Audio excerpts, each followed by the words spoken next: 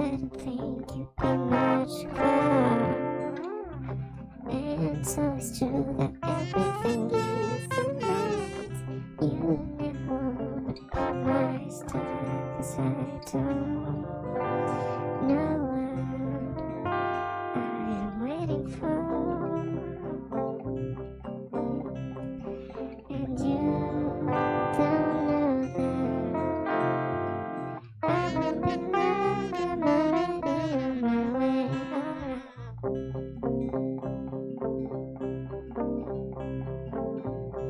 It's always late, I'm always late to the party.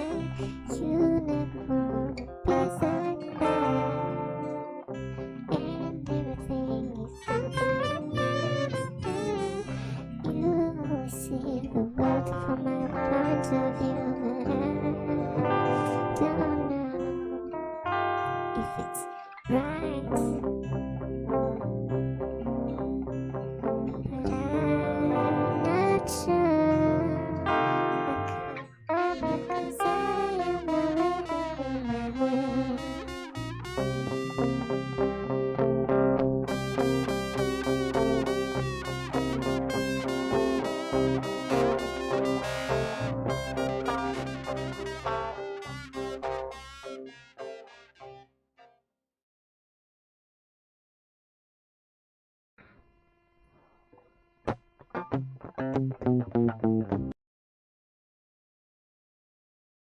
And then they have the Ruins of Cimbron, which is the 5e port for that one.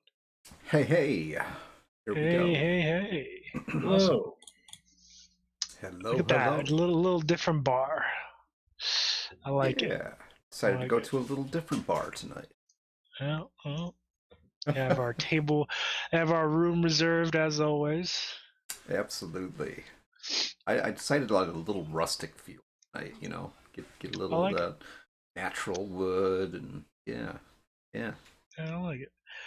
Well, welcome back, guys. Happy New Year to everyone. It's 2024, and Update Log is back. Not that we ever left, but yeah, episode 34. A lot to go into. Just because we hit a new year doesn't mean the shit from last year stops. So, I mean, it never does. Let's be honest. But no, not at all.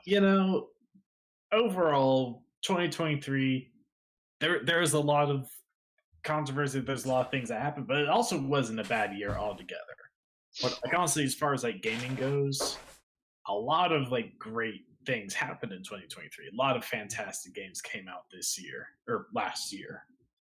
I don't know. I think 2024 started off swimmingly already. The winds of change are a blowing, baby. Yeah. We'll see. I mean, there is one very nice thing which we'll be going into in a bit. But before we get into any of our real topics, I just want to bring up the Steam Awards real quick for 2023. right away, just right out of the gate, bam. I mean, I gotta get my say. That's what Matt says. Yeah, because these are whack. All right. I mean, some of them are pretty questionable. Let's just put it this way, and I'm gonna say this bluntly: some of them were paid for. So what I said. I mean, possible or product. Okay, so the Steam Awards, they're based on community votes. That's what Steam tells us. I mean, that does, of course, the possibility for bot accounts voting, but we can't. I'll say allegedly for any of those things, because some of those are absolutely whack. Especially the winner of the most innovative gameplay award, Starfield. Yeah, baby. Starfield. The game is sitting at mostly negative reviews on Steam by now because innovate is exactly what Bethesda did not do for that game. That's why people are giving it negative reviews anymore. It's the same thing Bethesda's been doing for what, 2 Last what? decades now. Yeah, last 10 years. It's like, what is it doing there? Slapped on a it's new coat of paint. Bethesda. Come on now. If it's not fixed, don't, or if it's not broken, don't fix it, right? It is broken. I mean, honestly, that's why I said what I said. Like, I'm pretty sure, allegedly, my opinion. How much you pay for that one, Bethesda? How much you had to how many people you had to pay? Because yeah, it's. I don't know, man. It just blows my mind. Starfield is like my man Olo's absolute favorite game. So I gotta, true. I gotta stick up for him. I mean, okay, if you enjoyed Starfield, then like, all maybe the enjoy it fine, but I mean, like, objectively speaking, you can't sit here and tell me that it's innovative. Sorry, you can't. Yeah, Inundating maybe. Another funny category to me was the Labor of Love Award, which this is an award typically reserved for games that the developers keep updating. Think of a game like, say, Terraria, where the devs keep updating the thing, even though it's been out for a long time by now. Each time they say, "Okay, guys, we're done," they keep on updating it. That's a labor of love. That is. And what won that award? Red Dead Redemption 2. When that game has been abandoned by Rockstar, that hasn't received it hasn't received any. Well, here the ironic thing about that is I've heard nothing but glowing praise for Red Dead Redemption 2. It's a good game from what I heard. But they hasn't received any major updates since 2021, and in 2022, Rockstar's strip said, "We're done updating the game." So, like, this does not at all qualify for that award, especially in the year of 2023. 2023, the year after that they announced that they would be no longer updating the game. So I was like, what are you doing here, Red Dead Redemption 2? Like, you're a good game. I love you, but you're not appropriate for this category. Yeah, I don't know. It's a silent plea. Not so silent Rockstar's doing fine. Rockstar's doing fine. They got their golden Please goose. Don't GTA abandon our game. I don't know. Rockstar's been taking some hits recently. I mean, okay, they did get hacked and GTA 6 leaked. Yeah, but I don't think they're doing badly by any means. They've made so much money off of GTA 5 and GTA Online. Like, it's actually crazy. Like, if you look at like their release history of like games that they've released over the years, like as soon as GTA 5 comes out, like before GTA 5, they're coming out with a bunch of games. As soon as GTA 5 comes out, there's like almost no games coming out of Rockstar since then, because they're putting all their eggs into the GTA 5 basket, because it's making them a hell of a lot of money. Kind of sounds like Bethesda with Skyrim. except they add content to it. Fair. They don't just re-release the year. They just re-release the same game on every console that comes out. You definitely have a really good point right there between those two studios.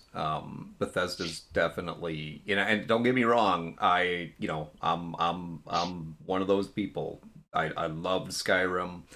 The Fallout series, I'm all about it. But there's, they have some misses once in a while. 76.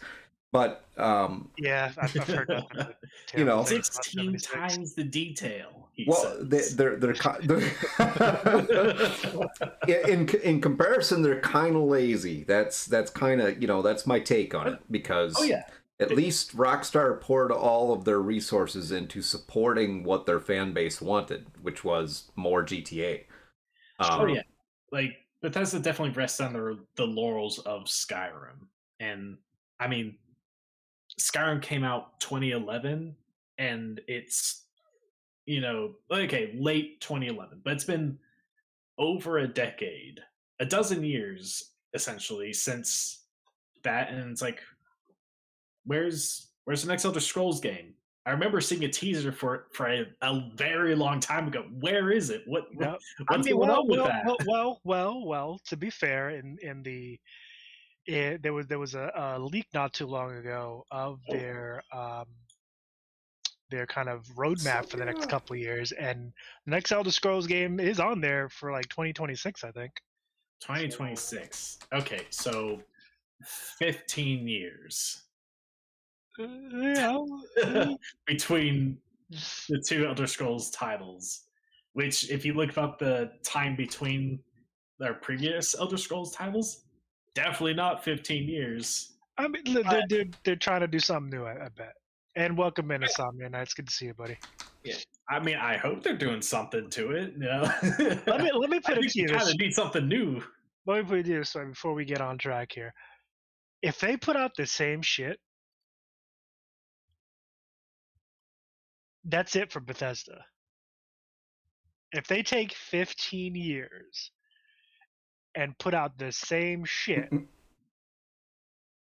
that's it. Oh yeah. In the next Elder Scrolls, you play a guard who's retired. You know what? I mean, that would actually be a breath of fresh air at this point. Yeah. That could be interesting. Just like being a guard, just being a regular having to deal with random bullshit adventurers that like come through your town or city, and like be like, oh my god, what is this guy doing? He's just like casting spells all over the place. He's not hurting anyone, but like, it's a public nuisance. Yep. Yeah. Until I took an arrow in my knee. Yeah. There's your weak point right there. Yep. Your Achilles knee. Yeah. Yep. That actually does sound fun. Yeah. Honestly, I'd play that shit. Bethesda, you listening? Take some notes. Yeah. You be a regular schlub. Nothing special about you. You don't got you're not getting born or nothing. You're just a regular guy doing his job. I'll be a guard in the Imperial City. I don't know. The Imperial City kind of has a fucking problem. They always get fucked up. Those guys have the most iconic lines, though. Stop right there, criminal scum. True. They definitely don't hold back.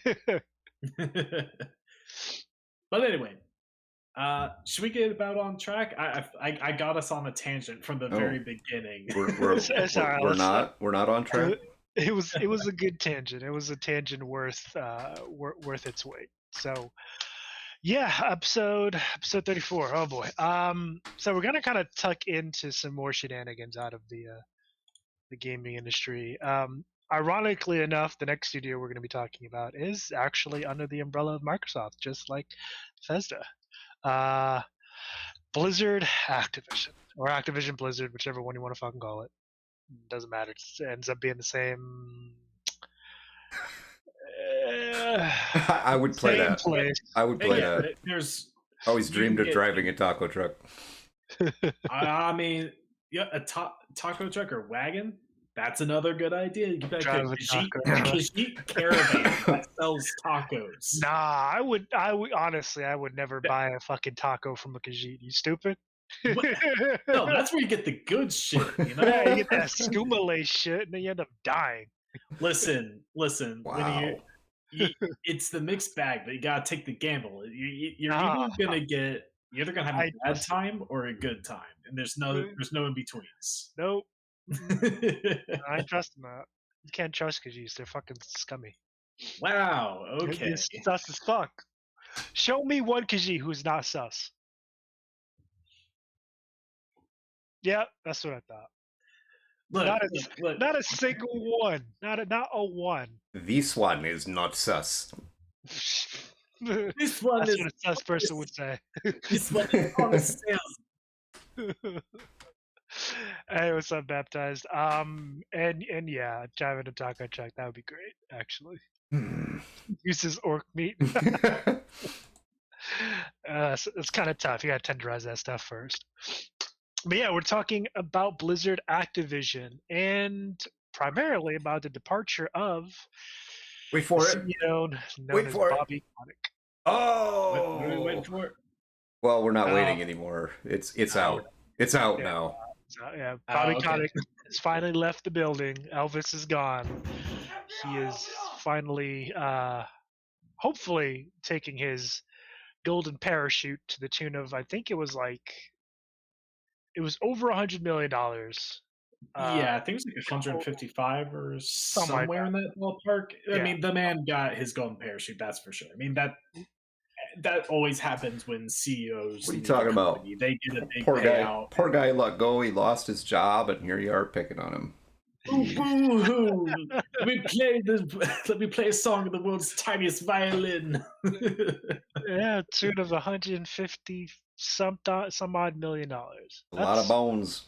That's a ridiculous amount of bones. Yeah, it's a lot of money. I mean, even before this, Bobby Kotick was known as like one of the most overpaid CEOs in like all of America. Like that man gave himself a fat paycheck. Yeah, he did. So much so that like over the years, more and more of the board of directors were actually kind of like slowly turning against him on the votes for how much he was going to pay himself. Because he he proposed like how much he would pay himself. Board of directors would like vote on it to approve or disapprove, and like year after year, that growing number of disapproval was growing. Not enough to ever like deny him what he had proposed, but it was growing. It was getting to that point where it's like, you're asking for too much. Yeah, exactly. But yeah. So 150 some. Yeah, I mean, and again, not to get on a tangent too much here. Like a lot of money. It's a lot. We never get on tangents. You talking about us? Go on tangents? $150 million. Like that's a lot of fucking money for one person. Oh yeah. You could turn around and make a whole new game with that amount of money. Oh yeah, you definitely could. Though frankly, wherever he goes, I'm just hoping it's not going to be in the gaming industry, because frankly, we're kind of better without him. I think he's kryptonite at this point, at least for right now. Probably. I mean, time will tell, but it's no argument that the man was not well liked, to put it lightly.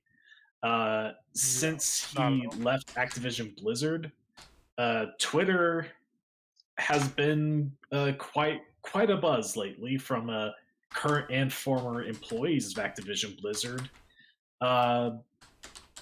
telling a lot of stories or celebrating his departure. There's been a lot. And I mean, the consensus is that the employees of Activision Blizzard are very, very happy that he's gone from the company. Yeah, I mean, well, here's the thing, and I know a lot of the worry has been, in terms of Activision Blizzard, has been with, well, Bobby Kotick wasn't the only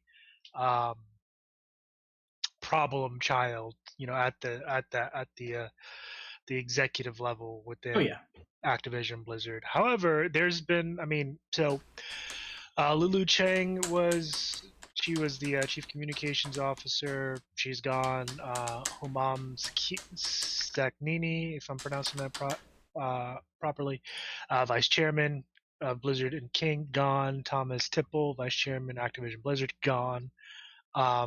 And there's purported to be more of the executive level employees at Activision Blizzard are pretty much scheduled for the boot around March. So yeah, it seems like there's gonna be a change at the top, hopefully for the better for Activision Blizzard.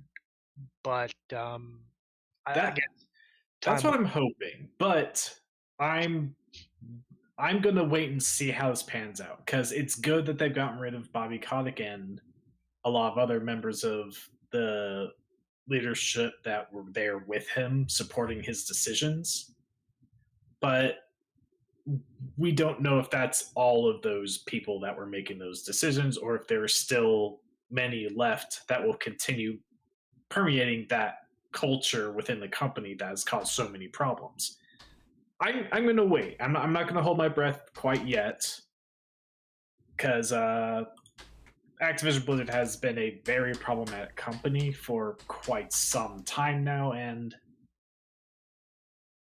I'm hoping this goes well and that they're able to essentially revamp the company culture and start making good games again. Because Activision Blizzard has some of the greatest IPs in the West. Baptized, one of my clients was a game tester at Activision. They were sponsored by Mountain Dew. He said he can't drink it anymore because the whole building smelled like BO and Mountain Dew. Ugh. That sounds terrible. Honestly, though, Baptized, that sounds accurate. So here's the thing. The stereotype of gamers and game developers being a bunch of Cheeto eating, I mean, to put it bluntly, fatties. It's not necessarily untrue, even in today's world. It was definitely more true back then, and again, I'm not trying to throw shade. It's just stereotypes exist for a reason, and some of them are very true. Okay, one thing I will say is that I don't blame. We love you, just so you know. I don't Bad blame. I put on some weight as I've gotten older. I'm not that big, but I mean, I don't blame some buildings as smelling like BO, because if there's one problem of the gaming industry, it's crunch time. And when you're working overtime, sometimes barely able to leave the office, and of course that office is going to smell bad if people are staying there all day. Yeah, I mean, there's that. Well, there's that, and I'll completely agree with that. There is that. There is such a thing as deodorant. I mean, deodorant can only do so much. Well, that's why you take your ass and go wash it. and most of these places nowadays have showers. As someone who worked at Google, and I know plenty of people who work at Microsoft, they got showers and shit. All right, so wash your ass. But yes, crunch time is very real. The kind of the pressure definitely gets put on towards the last half of the year, especially. So definitely not trying to diminish that, even though certain parts in the industry are trying to get better about that. Activision had to write into your job contract you had to shower and change your clothes at least every other day. Are you serious? Once a week, whether you need it or not. Should I be worried that they had to put that in the contract to begin with? Yeah, okay. Now I'm wondering if we should be dunking on Activision Blizzard for that one, because it's if they have to put that in your contract, there's something wrong with the personnel. There's a story behind that, but I'm not sure what it is. If that is true, and I'm not saying you're incorrect, Baptized, but if that is true, that's a problem. That's a fucking problem. One of the many problems that was with Activision Blizzard. What I was also going to get to, the point I was trying to get to is are you saying that it is possible that when they give some of these people a free trip to the Caribbean, it actually has a lot to do with the water and not so much with the downtime? I mean, it's a subtle way of hoping they go get in the water. We're going to get you in the water one way or the other. Yeah. God. But to be fair, also in certain studios, whether big or small, some of the conditions can be a little especially during, as Matt said, the crunch time. It can get a little wacky. But yeah, seriously, guys, wash your ass. It's disgusting. You're assumably grown adults. Go take a shower. It's not that hard. It takes 10 minutes. Wow. I do believe that we just spent 10 minutes talking about washing your ass. I mean, that's got to be... it's got to be a record. It's something. It's something, I'm sure. But here's another thing. With the departure of Bobby Kotick, it has... You have summer for 4 months? I think summer's Wednesday over here across the river. With regards to the departure of Bobby Kotick, Twitter, like Matt mentioned earlier, Twitter is ablaze with comments from folks who still work at Activision Blizzard and folks that were formerly employed by Activision Blizzard. And the general consensus is they're glad he's gone, and vehemently so. Oh, yeah. I believe one of the actual tweets was "Eat shit and die, good riddance." Well, the way I understand it, they took like every mention, including physical image of the man, down. Like they had it planned. Like minutes after it was announced that he was gone, it was like no trace of him anywhere. They 1984 the shit out of him, so he did not exist. Oh God. Yeah, I mean it's an understatement. Don't worry about cleaning out your office. We'll mail it to you. Honestly, yeah, that's probably. I would not be surprised if that was part of plans. Like, yeah, just go, take your shit, and go. We'll get you your stuff. Don't worry. Oh man, like honestly though, if the alleged rumors are to be believed, and again, I'm not saying anybody's lying, but no one here works with Activision Blizzard. No one here was there during his tenure, unless we get someone in the chat who's lurking. You know, we don't know with 100% certainty how this man was, drove the ship at Activision Blizzard. However, the fact that this was the overwhelming majority of respondents and the way they responded,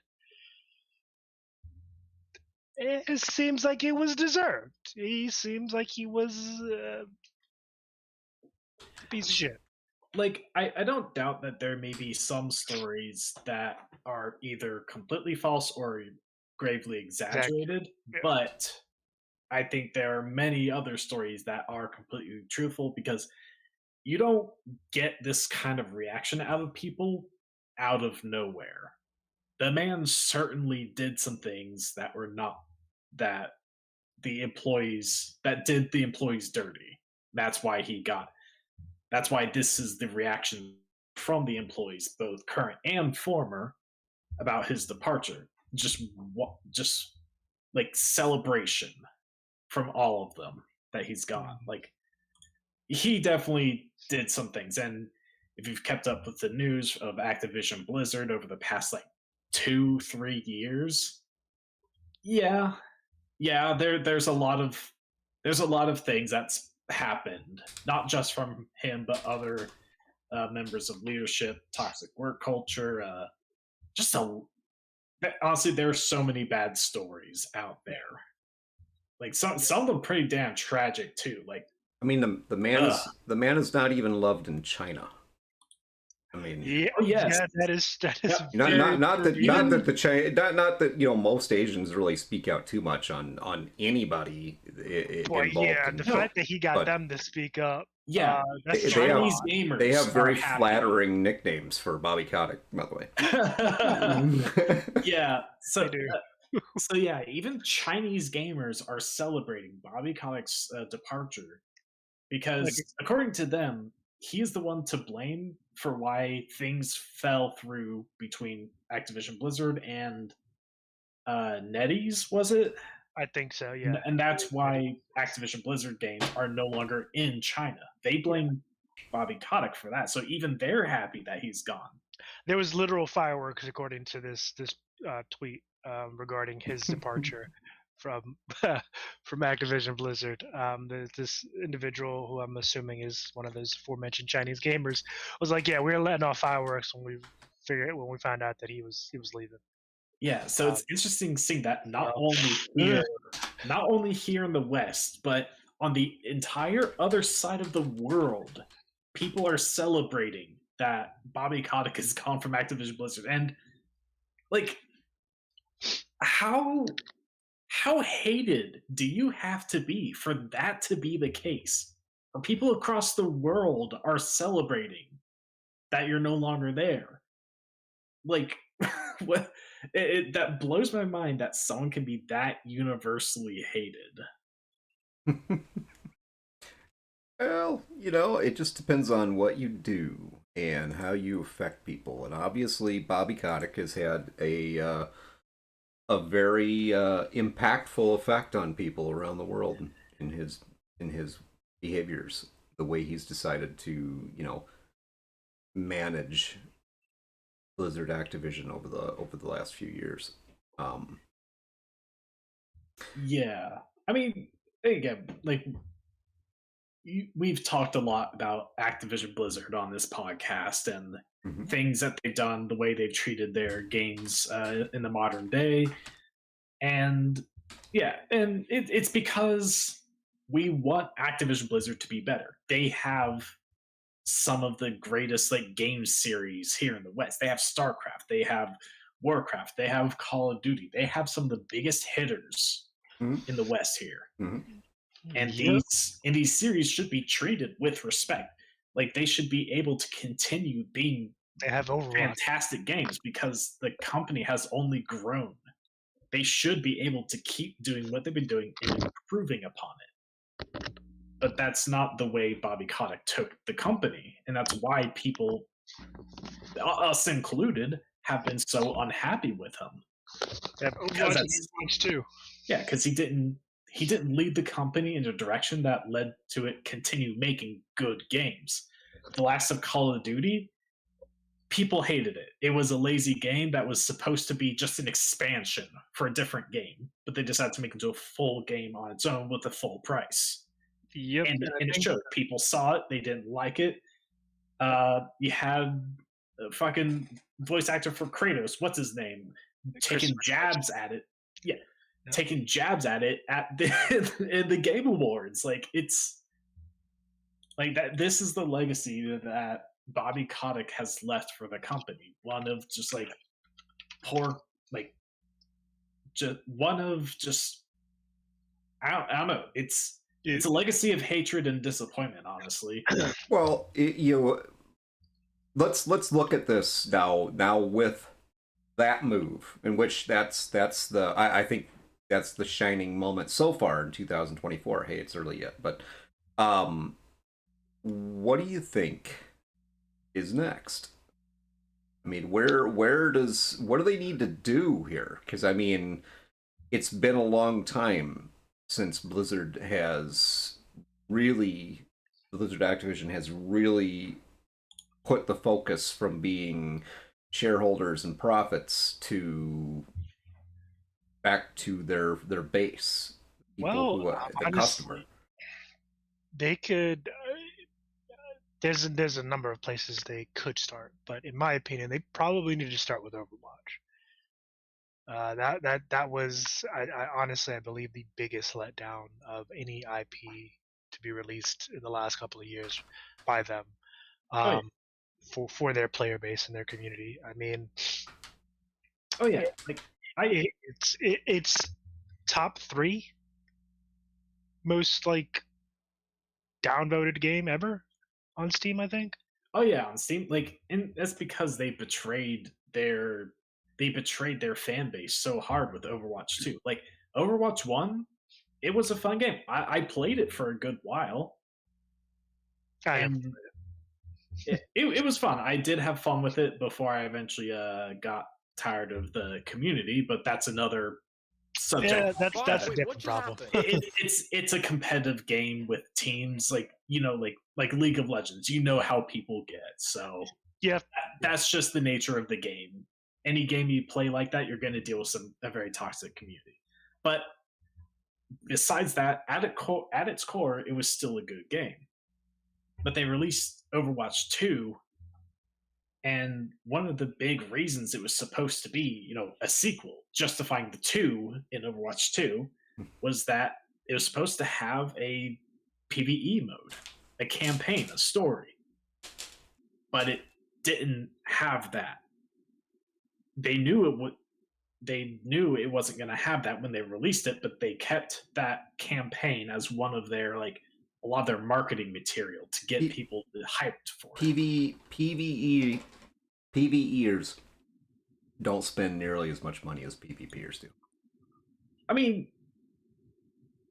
maybe, but it's still very dishonest marketing that a lot of their community was very excited for, and that's not what they got. And eventually what they did get was a chopped up PvE experience being sold at a premium price, not anything like a campaign with like skill trees and all the stuff that was promised, but a lesser version of that with a higher price. Like that's Activision Blizzard, and that's what they've done. They continue to essentially displease their own community through just like dishonest and greedy practice, to be honest. And like when you ask what needs to be done, they need to rethink how they do business. Because I mentioned this in a previous podcast when we were talking about the Diablo 4 $100 expansion. Yeah. And it's like it's a cash grab. It's a desperate cash grab because for failing game because they're afraid because they keep doing this. They're chasing the short-term profit, completely disregarding their public reputation and like how like whether or not what they're going to do is actually going to make people happy, and that's unsustainable because they're going to continue chasing people away year after year as their player base starts to crumble. We've been seeing that with their games. Player bases across all like Blizzard games, like Diablo 4, Overwatch, all that have been plummeting. I do got a question from the audience after you're done, Matt. Yeah, okay. Like what they need to do is to focus on the player, focus on their customer. You're gonna let him keep going? Holy cow! Stop chasing the overly monetized business structure that tries to squeeze as much out of people as possible. I'm not saying they need to like give everything out for free. They still need to make money to continue existing, but there's a limit to that attitude, and they've crossed that limit.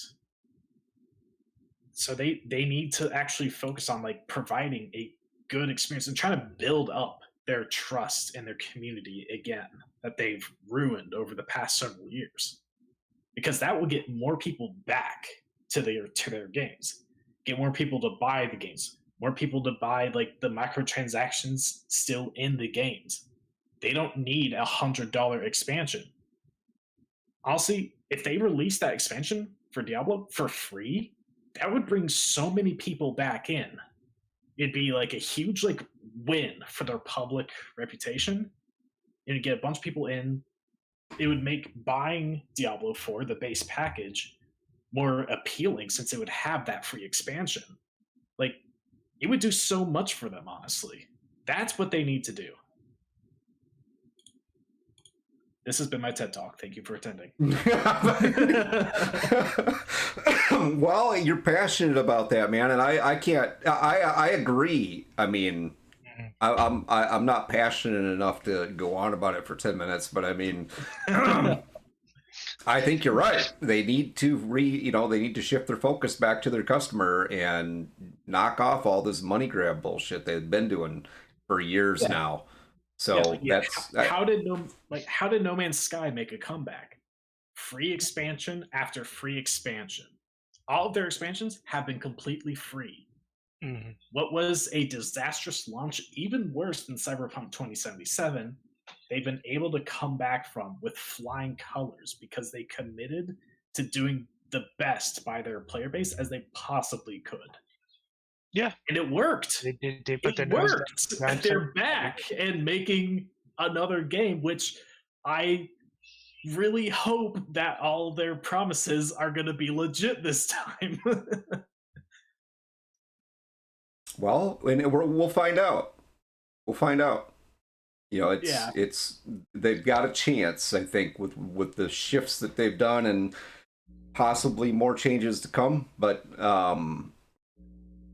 they have a chance to hit the reset button now and refocus back on their community, their players, and come back strong. And let's face it. I mean, at some point, WoW is gonna. I mean, everything has its life cycle. Yes. Yeah. But indeed, that can't carry you forever. But it's still a strong community gathered around that title. So, You never know if they focus some of their attention back there, and some of the games that they've made that are, they're good games, and put a little more attention back into those things, kind of try to revive their community a little bit. It's possible. I mean, it's highly possible. It is possible. Again, I'm going to wait and see, because we don't know who Bobby Kotick and all those people are going to be replaced with yet. At least I don't think that's been announced or anything like that. Not yet, but so we don't know who's filling those seats, if they're any better. I hope they are. I genuinely do, because Activision Blizzard and all the employees deserve better than what they've had. I'll touch that touch on that comment in a second. Really quickly for Baptized, were you gonna hit that? Go ahead. Yeah, I was gonna hit those questions. Harper says, I'm curious how the next 2 to 3 WoW expansions will go with this. Yeah, so am I. Even though I don't play the game anymore, I mean, I started, some of the first games I played were Diablo, Warcraft, World of Warcraft, so I kind of got like my start on games like that out of Blizzard before it became Activision Blizzard, excuse me. And honestly, the majority of the expansions past Wrath of the Lich King, from what I've been told, I stopped at Burning Crusade, were trash. So who knows? And to answer your question, Baptized, yes, we will be at Gary Con. Greg will be there. I will be there in person. I'll be there in person running games. So Myself and Matt will be virtually running games. I'm going to try to make it there if at all possible, but at the very least, I will be running some virtual games. And then once the schedule gets put out, definitely come see me if you're there. I'll be running our Talsorian games. We have a special treat that we're releasing for GaryCon, which is a module that we created using the Cyberpunk universe, as well as a game we created for The Witcher. So these guys are gonna work the old man to death, I swear. And yeah, we could sign some glasses for you. Well, Greg can get his John Hancock. I will also be there with possibly Cody Pondsmith, and Mike Pondsmith is going to be there as well as some of the other R. Talsorian folks from the studio, who are going to come out and support us in our efforts to run their product. So definitely stop by. And Harper says, actually, there was a lot of support for the most recent World of Warcraft expansion. Really? Which one was that one? I can't remember. It was not Shadowlands. I've lost track of expansions these days. Yeah, okay, Dragonflight. Yeah. I mean, I have heard some good things about that one. I will say that. But again, being that Activision Blizzard is now under management by Microsoft, and it seems, from the information that we've gathered, it seems like a lot of the executives are kind of being removed. So potentially, they have the potential to improve. However, it doesn't look that way, because Overwatch, there was a bit of a snafu with the Overwatch holiday pass for their premium skins. Now, so again, this is kind of the broad strokes from what I can gather, from what I've gathered, and from what I can remember off the top of my head. I have to look at my notes here, but basically, what happened was it was a Christmas event, as most of these games. For those of you guys who don't play, these games on a regular basis, most live service games will have seasonal events. Fall, winter, summer, spring, etc. Holiday events. Like Christmas or Thanksgiving, or even like the Lunar New Year events. A lot of these games have them. But with regards to Overwatch, they basically put up a 4-week premium pass, I believe, for the month of December. that was basically a way for folks to gather tickets to get cosmetic skins. The rub of it, however, as far as I can remember, is that the amount of tickets that you got as a free player were not enough for you to get all of the skins, which then necessitated you buying the premium pass to get more tickets. Because obviously, as a free battle pass player and a premium battle pass player, you don't get the same amount of tickets. And it's only $5. The argument is only $5. And you obviously don't have to get it, but it kind of circles back to the problems that they've been having all these years. Is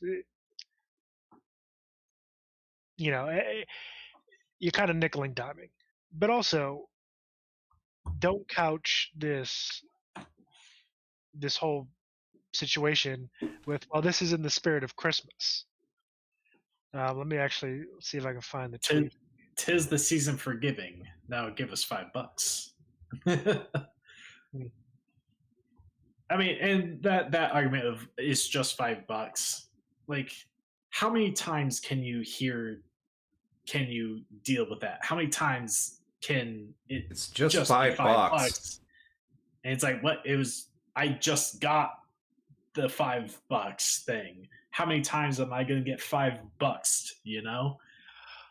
Okay, so here was the tweet in response by Jared Noose, who is the creative director, I believe. Hold on, let me. But Matt, it's just $5. It's just $5, and this thing is just $5, and that thing is just $5. And it's just $5 more Executive bucks. Producer, not creative director. But here was his tweet. So he's like, hey, you know what? It's just like a sub on Twitch, man. It's just $5. Yeah, it's $5 for four legendaries, $5 for 4 legendary skins, which feels squarely in the spirit of the holidays to me. I hear you on wanting to be able to unlock everything we wanted to give folks choice. So basically, if you only had the if you only had the free pass, I believe you got up 480 tickets, but you needed 590 tickets to actually get all of the skins. So, I mean, at that point, honestly, if it only takes 110 more tickets, just fucking give them the things, or even you can even have events or certain days where you gain double tickets to make up the difference. What? You're talking crazy now. Sounded to me it sounded to me like you just said something for free. Blizzard doesn't do that. I don't know. Free? What? No. Okay, no. Now, granted, Overwatch 2 is a free-to-play game. They changed that from Overwatch 1, which you had to buy to play. So, of course, you're going to find those monetization tactics in there. Mm-hmm. It's just the level at which that they do it is that's the thing. Like, the Battle Pass system was so bad that it had people wishing that they could have gone back to the loot boxes of Overwatch 1. And that's saying something. the system that is equivalent to gambling that got like lawmakers in the US and other countries as well to look into these types of things was more preferable than what they're doing now.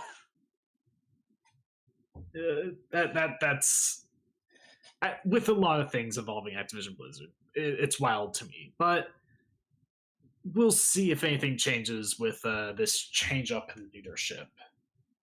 That's the hope. I genuinely hope it is. Okay, I read through my notes again really quickly to figure out why players were so upset about this whole premium pass thing. However, apparently there was a really good-looking winter skin exclusive to Tracer, which is one of the prominent characters within Overwatch. Yeah, she's like the mascot, essentially. Yeah, basically the mascot. But you could only get it if you bought kind of a winter bundle that was essentially worth $30 or 3,000 Overwatch points or credits, whatever the fuck. But here's the rub. Buying that not only got you the skin, the legendary skin, but 575 tickets. So then you could cover the missing amount of tickets and get all the other skins, but you'd have to pay $30. So there's the trap. Either way, you're paying $5 or $30, but they're trying to push you to the $30 by slapping on a nice skin and saying, "Hey, you'll have plenty of tickets to buy the rest of the room." Yeah, there's the thing. Yep, there it is. Basically trying to upsell. Essentially what it is, upsell. Yeah, I mean, it's not the first time Activision Blizzard has pulled a pricing stunt like that. I remember there was a fiasco with I cannot remember the details. I think it was like involving their battle pass for Diablo 4, like when you get like the it's been a while since we've talked about this, so I can't remember all the details. It had a weird pricing for the in-game currency to where it was done in a very peculiar way. It was basically, and it's not unique to Activision Blizzard. A lot of companies that have an alternate like a premium currency do this. They'll sell you packs that are either that are just like a reasonable price, like $10-15 will be just under what you need to get the thing that you want. Thank you, Manila But Bear. the next pack higher is like $20 or $30, and you'll have an excess of credits. So basically, it's the upsell. It's trying to upsell you. Yeah, pretty much. Kind of deal. And then there is like an actual term for that. I can't remember it off the top of my head. But yeah, a lot of companies are guilty of that tactic, trying to upsell you the higher priced pack of currencies. The sad part is it goes directly in the face of what he said, in the spirit of Christmas. Now, in the spirit of Christmas, you would have humbug. That's the spirit of Christmas that they're channeling right there, fucking Scrooge. Because if it was actually in the spirit of Christmas, you would have given folks away some extra credits. Even Scrooge gave away some coal. I mean, come on. Exactly. But if they're giving away content for free, how will we ever give them our money in the spirit of Christmas? I mean, you're not wrong. We're gonna say this is honestly nothing new for Activision Blizzard. That's the type of stuff that they've done for the past several years that keeps pissing people off. Yeah. This is why everyone is happy to have Bobby Kotick out of the company. Even though I think this is a fantastic thing, and poking at Bobby Kotick is definitely not a undesirable thing. Maybe you join it. I'm kind of curious because we've spent over an hour talking about it. Oh, you're right. We probably give that guy way more. Yeah, it's like, geez, man, you're getting a lot of our attention for being who you are. And I would prefer that everybody just forgot that Bobby Kotick even exists for a while. That might be to his benefit. So yeah, probably. And also, Gemma, thank you for the 6-month sub. Much appreciated. Yeah, 6 months. Half a year. What the fuck? It's been half a year. It's been that long? Huh? Yeah. It's Gemma's on a 5-month streak. Fantastic. Yeah. That's awesome. Yeah. We got a couple of folks who are on hot streaks. Harper, I think, has been sub going on 8 months. Yeah, it's been a lot of you guys that have supported us. So thank you.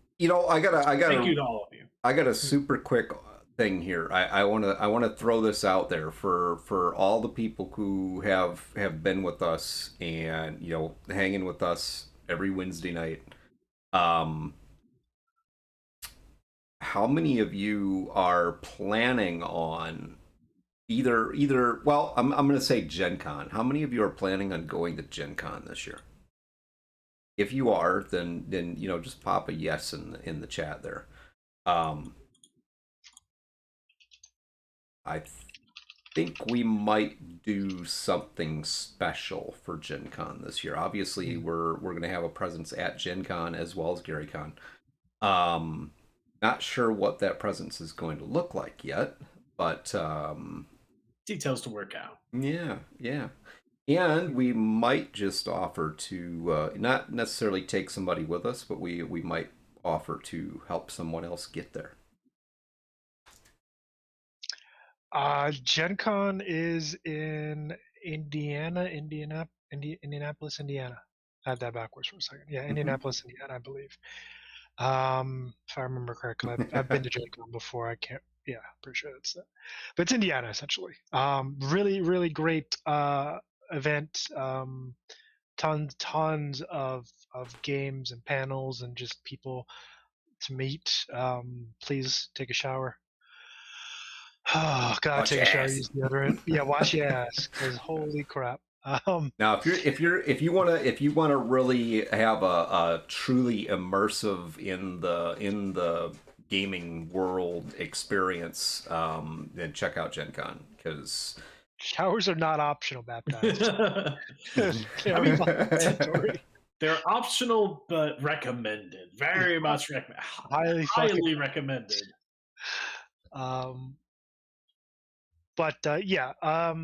As Greg said, we're definitely gonna have a presence either one of those, both of those events. And if you are able to make it and in the area and you see us, don't stop. Don't be shy. Say hi. Come by. Have a chat. Maybe get a beer or something. But beer? Are you buying? Yeah, maybe. Oh. Well, I'll be there. Be careful what you say, man. This is going to be recorded. Mini soaps available at the booth. Maybe. Who knows? No, not even. That might even be a little bit too crass even for me, I think. You're gonna have to pay extra for that one. No, there's nothing you can pay. There's nothing you can pay. Bring your own soap. That's right. Bring your own fucking soap. I've been to cons, man, and no, hell no.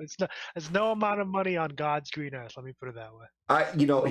Just to be fair with this, yes, there are definitely some stinkers, but it's just the sheer mass of the community itself and the amount of people that, and no, by no means is it awful thing.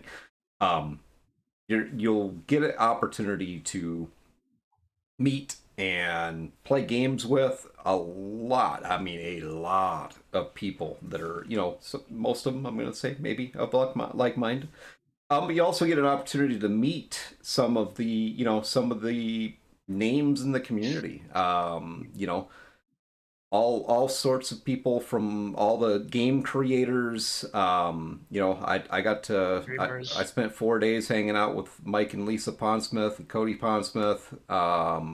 Got to go chat with Ann Rice, Luke Stratton. Just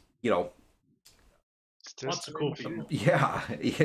So many that honestly now I'm blanking for the names of these people, but it was quite awesome, and it's a hell of an experience, and you get to see a lot of things that you just don't get to see normally. Up to and including the amount of the cosplay piece is if you're into the whole people watching bit. I mean, there's some wild costumes. It's really cool ones too. And most of them tasteful, but not all. Put it that way. Some of them are a little risky. I mean, you're always gonna find those at any cosplay event. Yeah. Plenty of risque things. But there will also always be like some really cool and creative cosplays as well that make you think like, damn, they're talented for putting that together. Mm-hmm. For sure. But that actually, this conversation about Bobby Kotick kind of leads us into a segue to our next piece of the pie tonight. Is oh my God, we're going to talk about something other than Blizzard?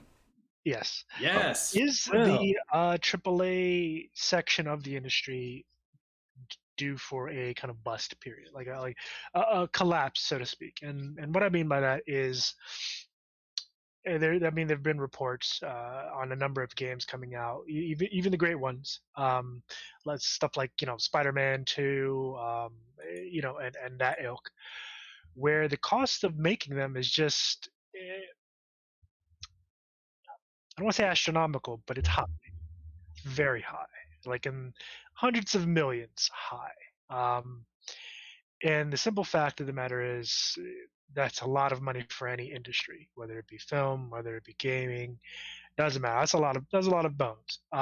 So the thing is, the industry's approach, especially at that level, the AAA, or what most people consider the AAA level, things are about to come to a head in terms of just pricing. I mean, we've already seen games go up to about $70 is now the average, where I can remember $50, $60 being the average for a long time.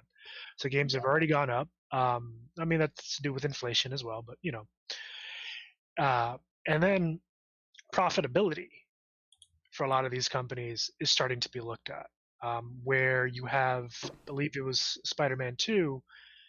Wow.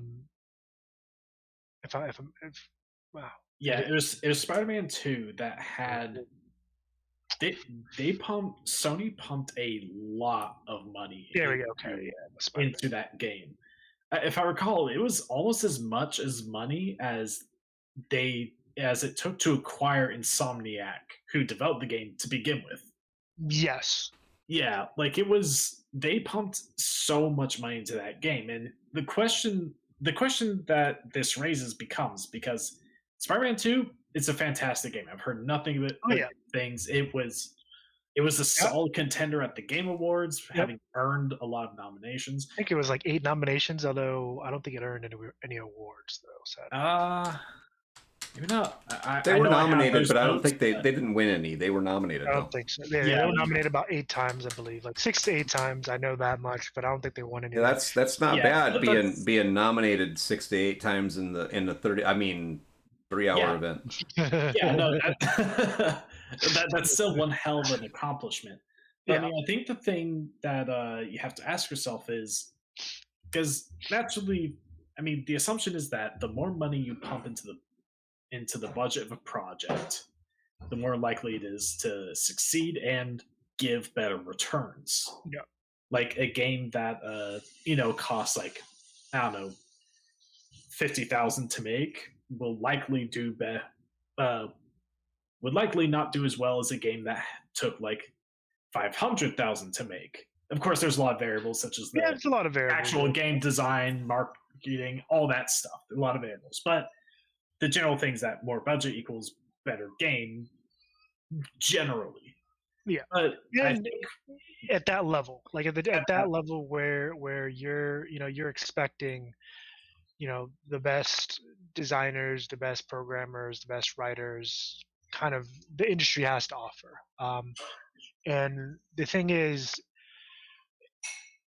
here, before I continue, I actually have a question. Let me address the chat real quick.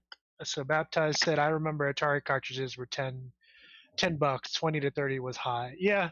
I mean, Atari was before my time. I got my first game console was the NES. But I even remember these guys are youngins, by the way.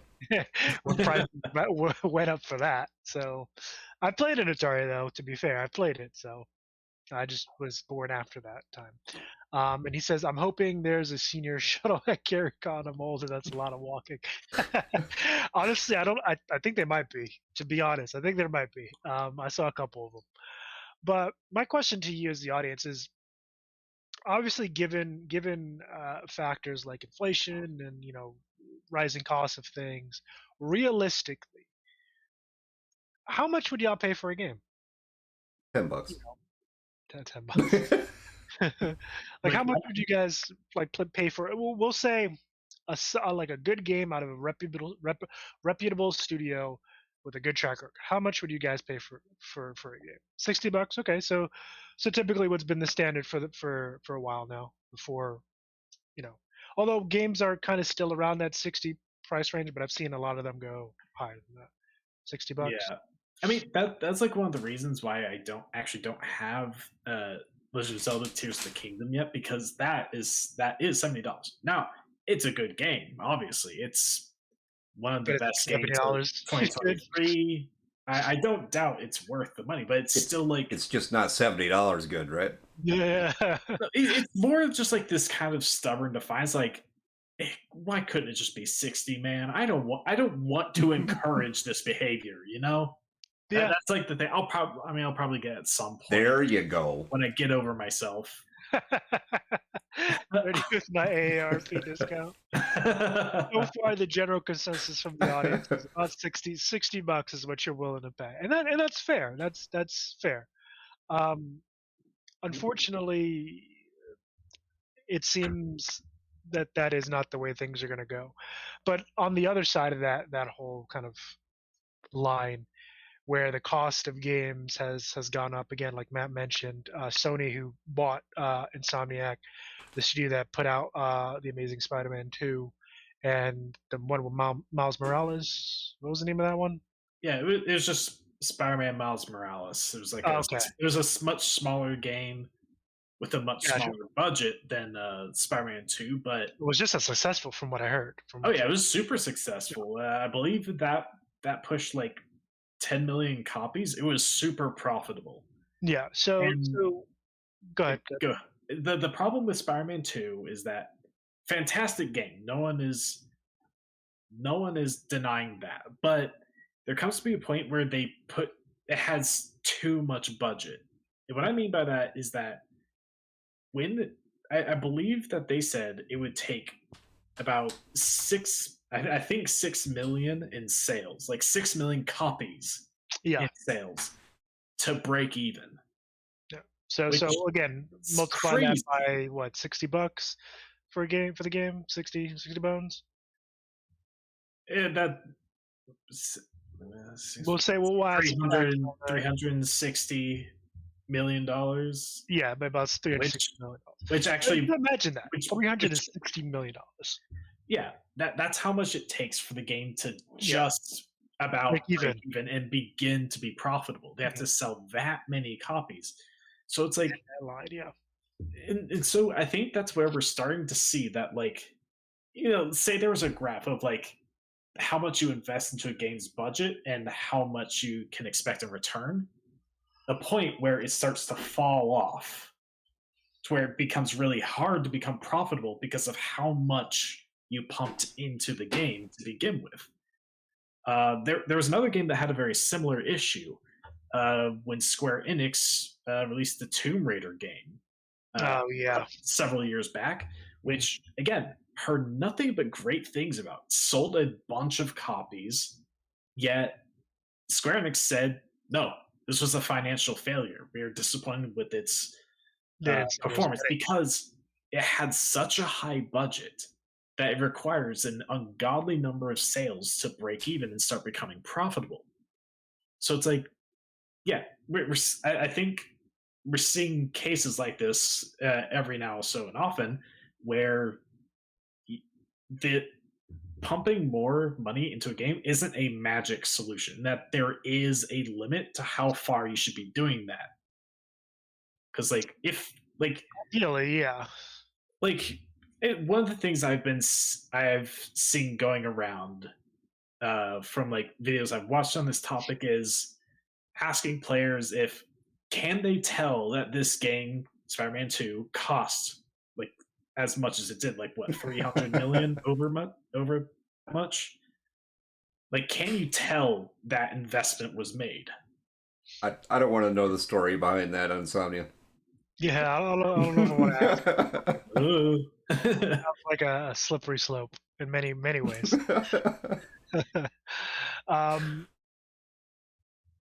We get Oh boy. very wacky.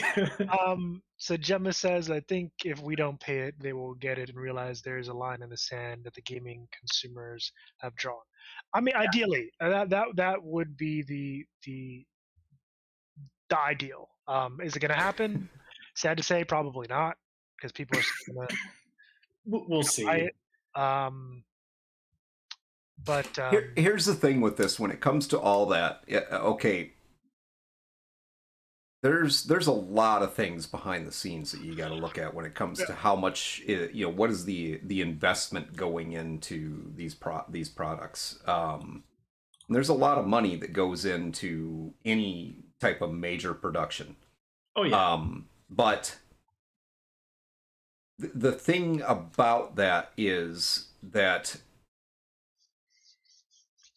I'll tell you this much.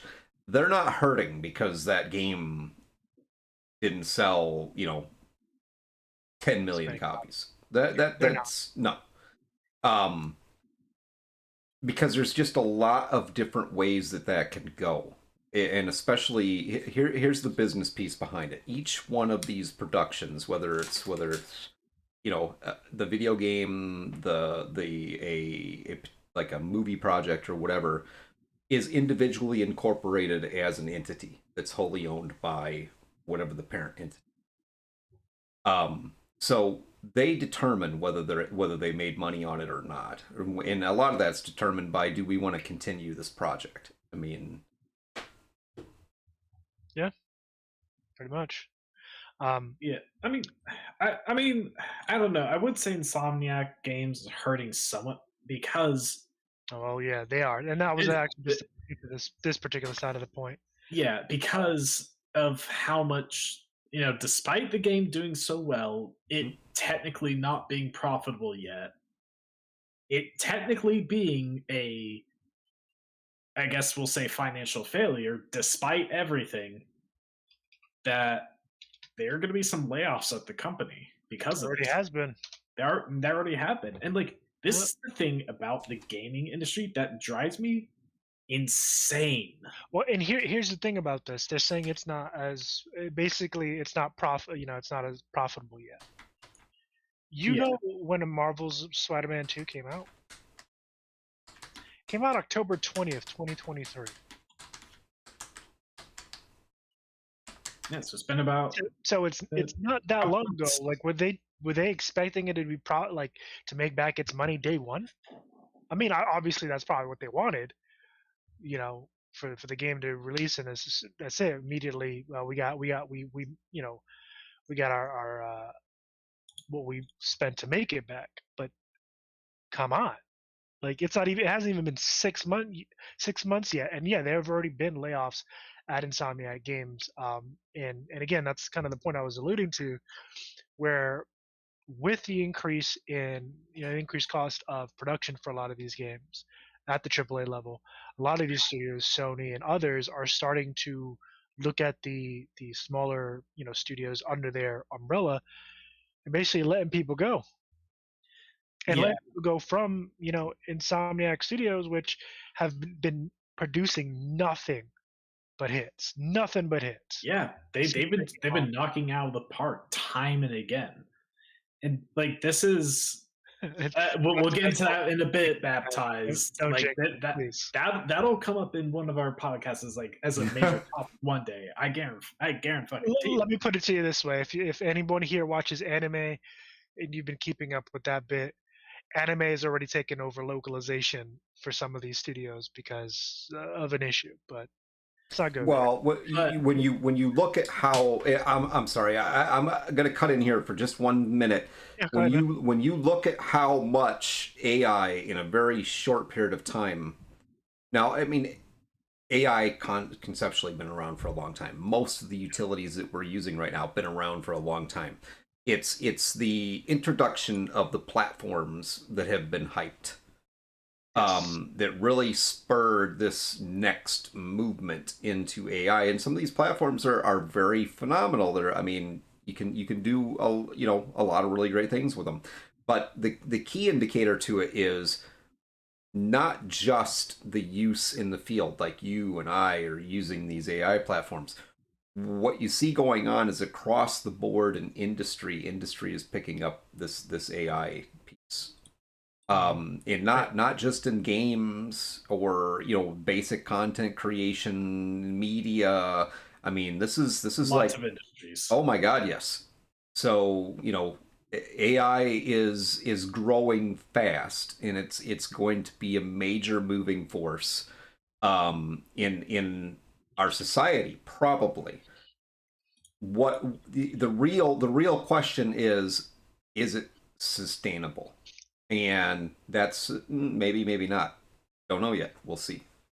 That kind of depends on how the technology progresses, but that's we're probably going to talk a bit more about that, especially in game making as time goes on. Years.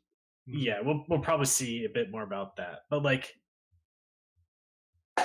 honestly, it's like getting back to like what I was saying before. The thing that drives me so insane about the gaming industry is that, I mean, let's look at the employees at Insomniac Games. They've been doing a fantastic job. They produce hit after hit, award-winning game after award-winning game. They are doing the best that they can, and it's working. And they're still getting laid off. That is what it blows my mind that's what is happening. And like, a lot of good things in gaming, like a lot of great games came out in 2023. It's a fantastic year for games that came out, but it's also one of the worst years for the industry as far as the workers go, because there were countless layoffs throughout the industry in 2023.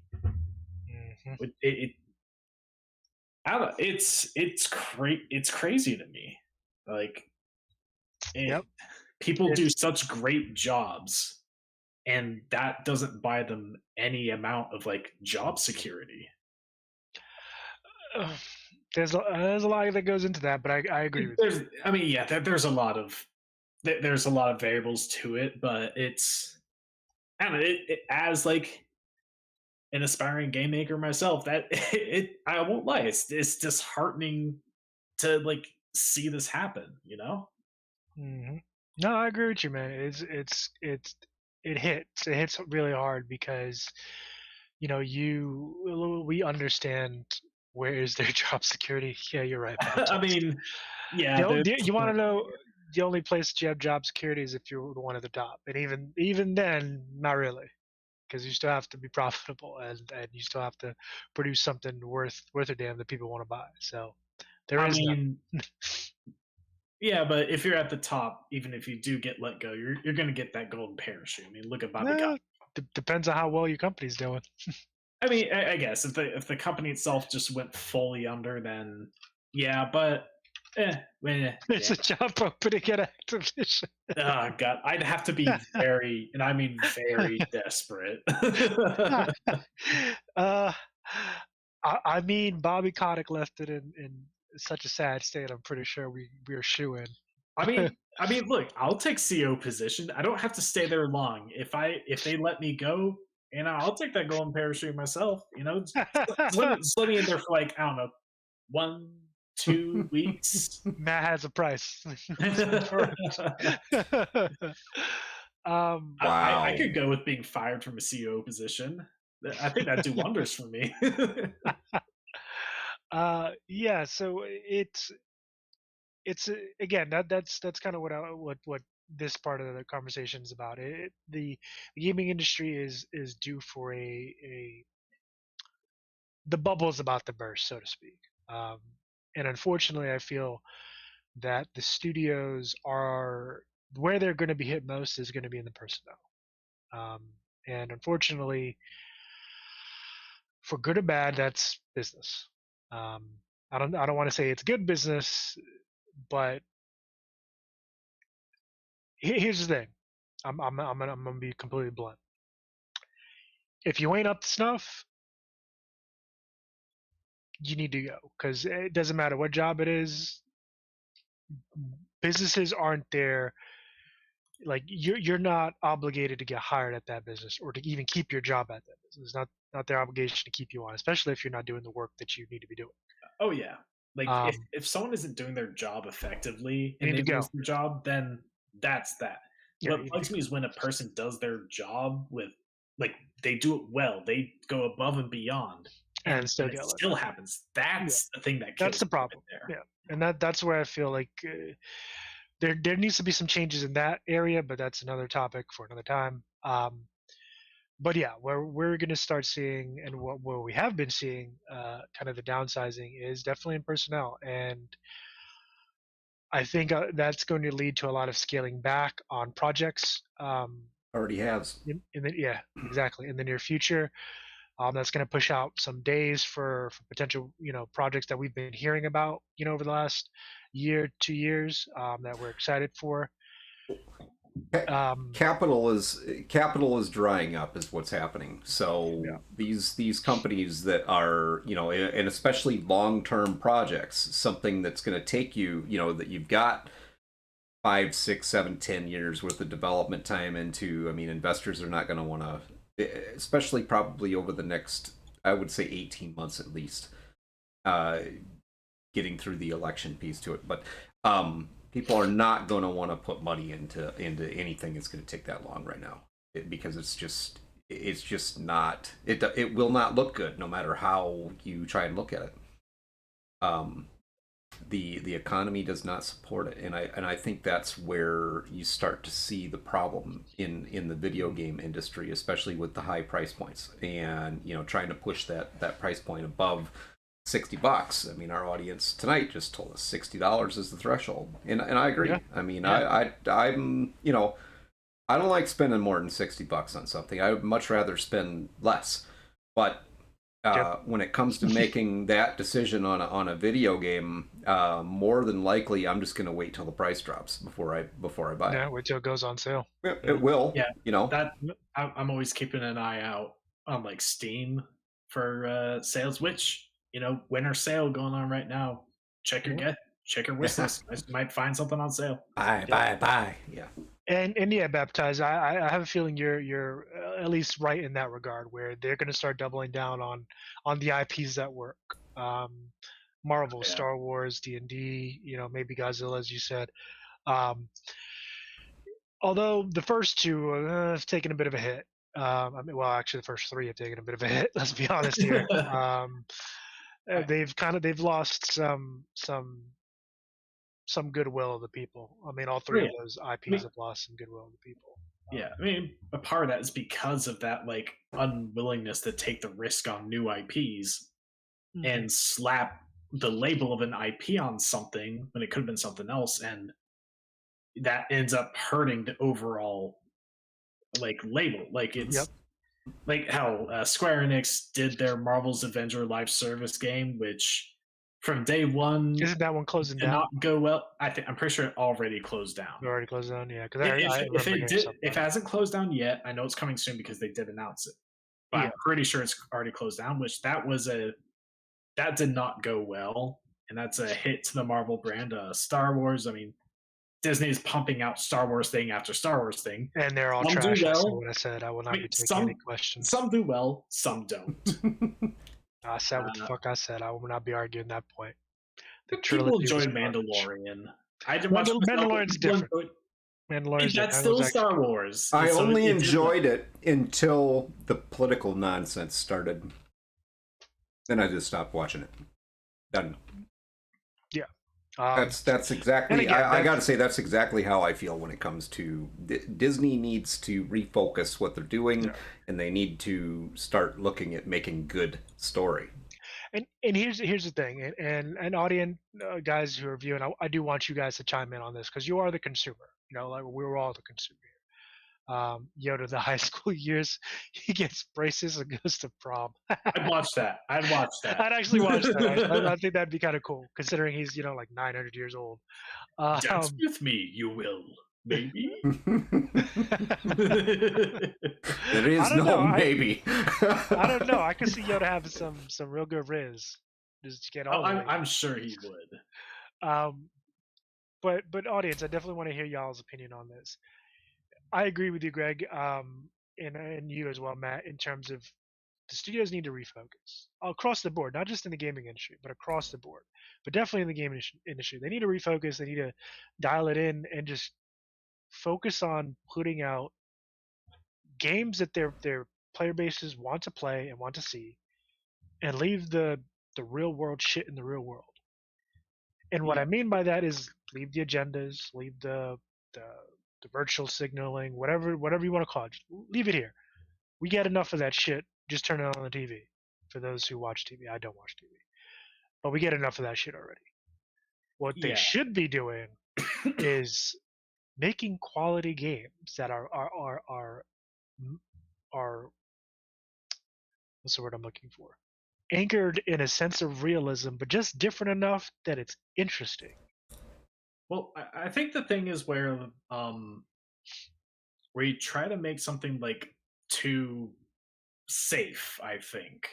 Exactly. Yeah. Where it like, which is a good segue for one of our next topics. But yes, the what we're about now is the perfect way to segue. Fable 2 wasn't fun. Had to raise kids and pay pounds for it. I do that in real world. That's not fun. Jesus. He's not wrong though. The original Fable was a great game. I miss that game. I do too. I remember playing it. Fable 2 and then Fable 3. I don't know. I like Fable 2. Okay, Fable 2. It's the first two were good. Fable 3. Don't get me started, man. Don't get me started on that game. I have words about that game. Apparently. But go ahead, Matt. Yeah, you were saying. I mean, we can get to this segue now, because the next thing is people have been talking about Critical Role's Candela Obscura. It's their own TTRPG that they've been making. I've been waiting patiently. One of two.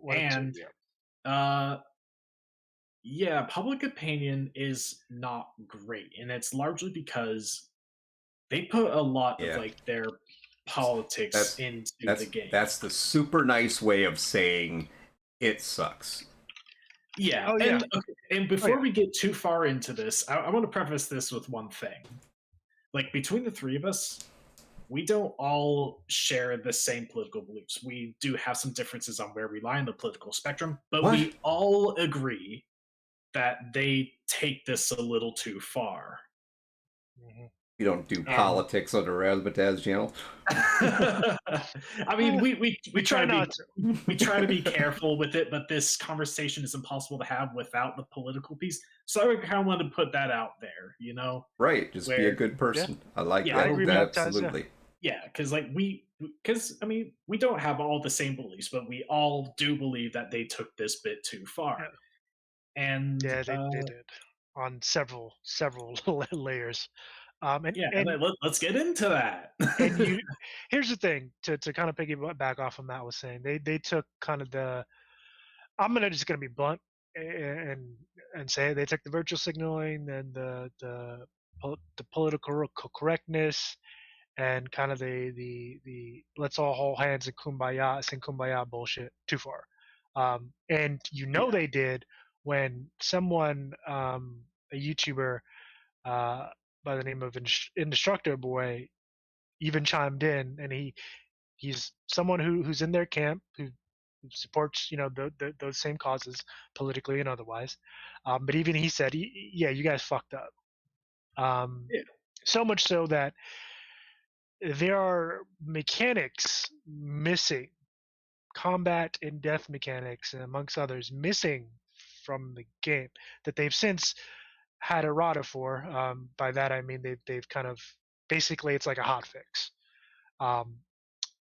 But those are not mechanics you have missing with your first edition. I'm sorry. And there were some things that were removed that were in the quick start guide that I'll go into in a bit. But yeah, basically, like, it's Yeah, go ahead. I'm trying to find the words here because there's a lot. There's a lot going on upstairs one right of the now. things is that a lot This is of hard the to talk about. monsters- This is honestly really hard to talk about.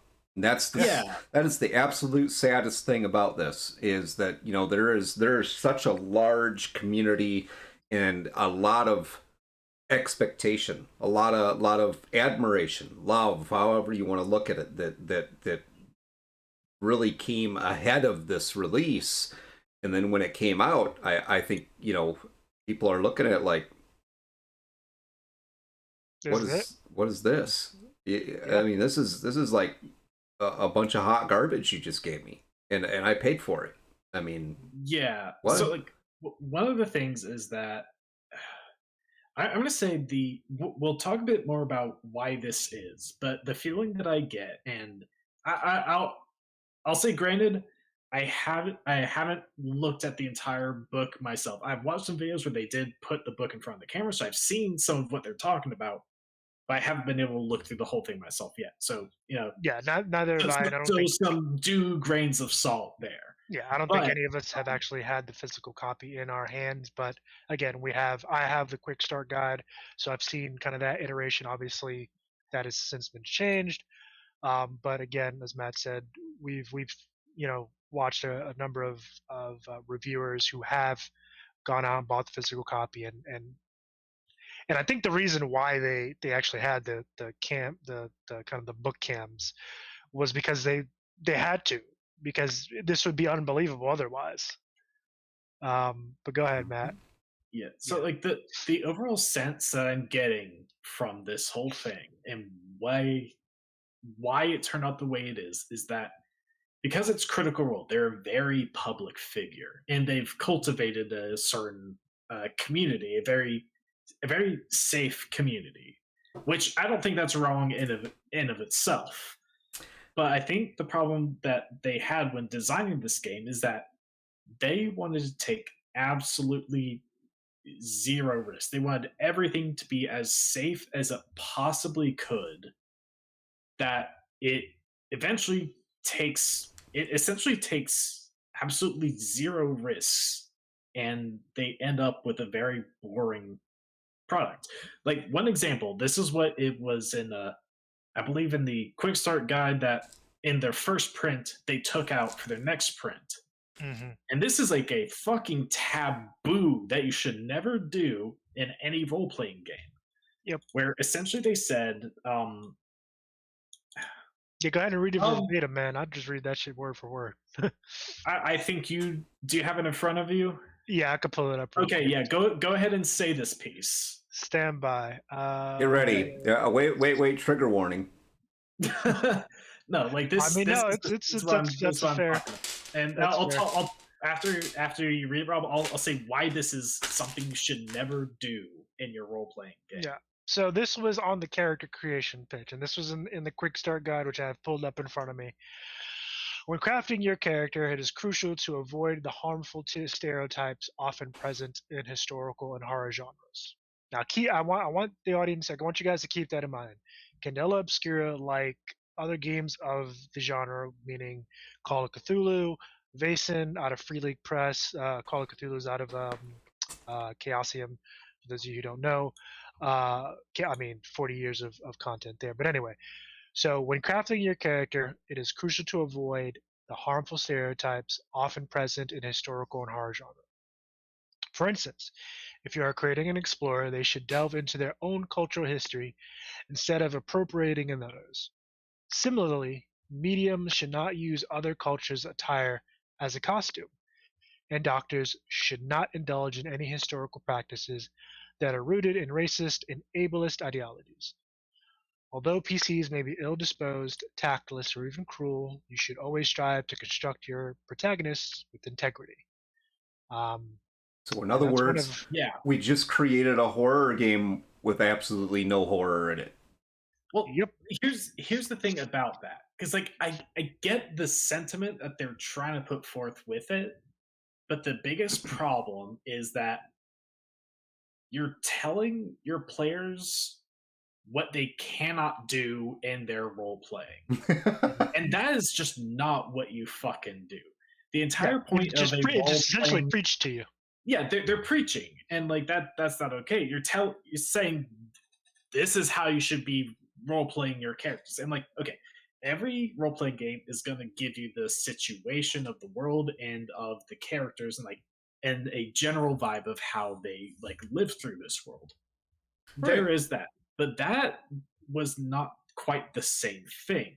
Like they're like, okay, talk about like in the cyberpunk world, like they always teach you that, like, yeah, this is a cutthroat world. You gotta make that money, and sometimes you gotta do things you're not proud of in order to get there.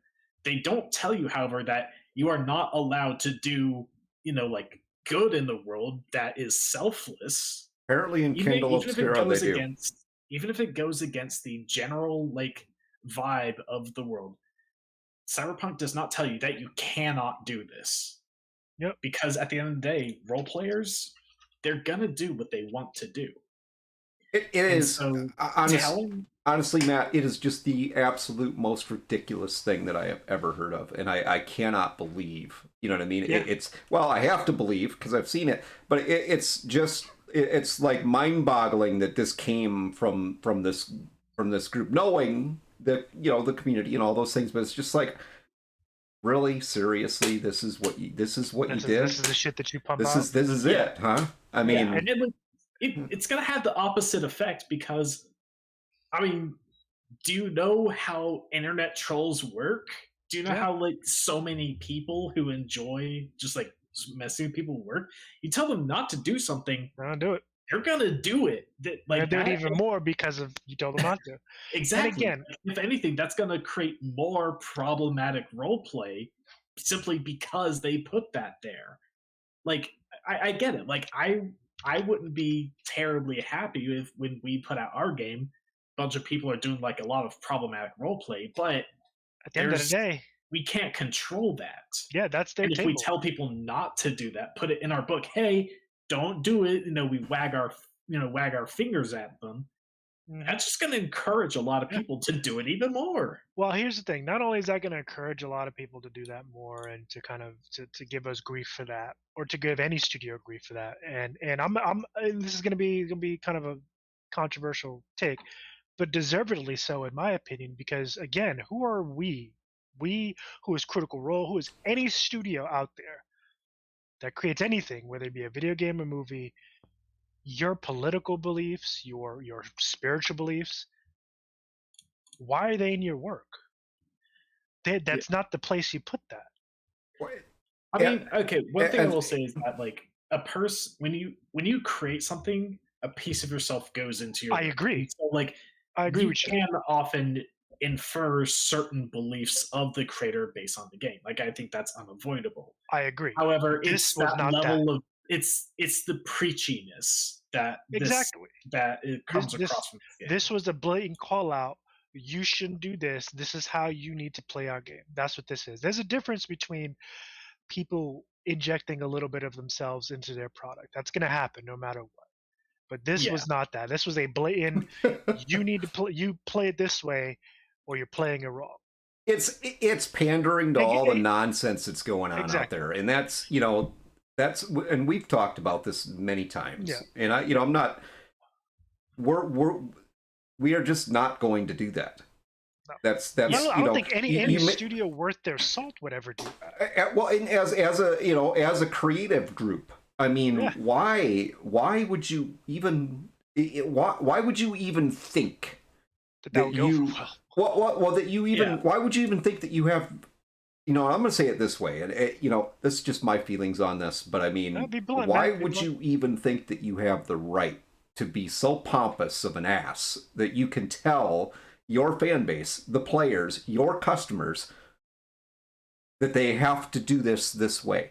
I mean, the story itself is according to the perception of the person who is ingesting the material, reading it, that's using it, playing the game. So you're going to tell them that they have to view your world through this very narrow lens, and that's the only way it can be viewed. It's what? Honestly, D&D has tried going this direction, and look at how effed up it's been for them. It's just not good. It is not. It's not good to be a creator and try to put that type of product out there for the world with such a narrow focus, because people are going to reject it. I mean, when I read, it's just like reading a book. When I read a book, my mental image is what is important. You create a story that is going to draw me into the story and allow me to use my imagination with it. Don't tell me what my imagination has to create. It's like, what? I feel like this is the most passionate we've ever heard you on this podcast. Well, this is just the most ridiculous thing I have, honestly. And here's the thing. I have had a lot of respect for this particular group. And I gotta say, it is severely damaged after this. It really is. Because likewise. 100% likewise. And to answer the chat a little bit here real quick before we continue, Baptized says cultural appropriation in a fantasy world is odd. Dwarves, elves. I completely agree, dude. Like this is a fantasy world. That's kind of why I was saying earlier is studios that do this, they're reaping the results of it. Like, don't inject. No, that your creative work is not the space for it. It's not. Yeah. And like because you're talking to audiences that may to people in your fan base that may not agree with you politically or in any which way that way, but they like your product. And honestly, that's all they need. That's all that needs to matter. I think the most flagrant example that I have heard of in over the years is orcs. You're gonna be proud of me here, Matt, because I'm gonna dance around this as best I can without just simply saying something completely off the cuff. But orcs have been misrepresented as a cultural appropriation tool, and it's a fucking orc. That's all I got to say.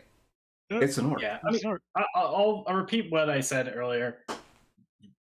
Between the three of us, not all of us lie on the same side of the political spectrum, but we all believe that Candela Obscura took things too far. And this isn't the only thing that we're talking about that is a problem with Candela Obscura and how it attempts to create these being overly safe. Mm-hmm. And the story itself. Not just the story, but let's talk about the mechanics. There's because mechanics. You look at the monsters don't have stats. They don't have mechanics behind them. Nope. All the work for combat is placed solely on the DMs and players. Like the DM just has to kind of say they're in combat, fly by the seat of their ass cheeks to figure out what does this thing do? How much of a threat does it actually pose? Mm-hmm. And I think at the first print at least they completely lacked death mechanics. Yeah, there was no death mechanics. So, there was little to no combat mechanics, like you just said, Matt. It was basically it's up to DM discretion on if and when the players get into a traditional combat situation. Heroes don't die. What are you talking about? And then how that's resolved. And here's the thing: there have been a number of reviewers who have pointed that out, that characters essentially can't die. But if that was the intention, to make it where your characters couldn't die, that was also a chance for you to create a good story / mechanical reason as to why not. Yeah. And this is another example of why I'm saying the problem with vicious mockery be considered bullying because psychic damage. I mean, you're not wrong. I mean, that's kind of what it is. We have some players that absolutely love vicious mockery, by the way. Yeah, it's such a fun ability to play with.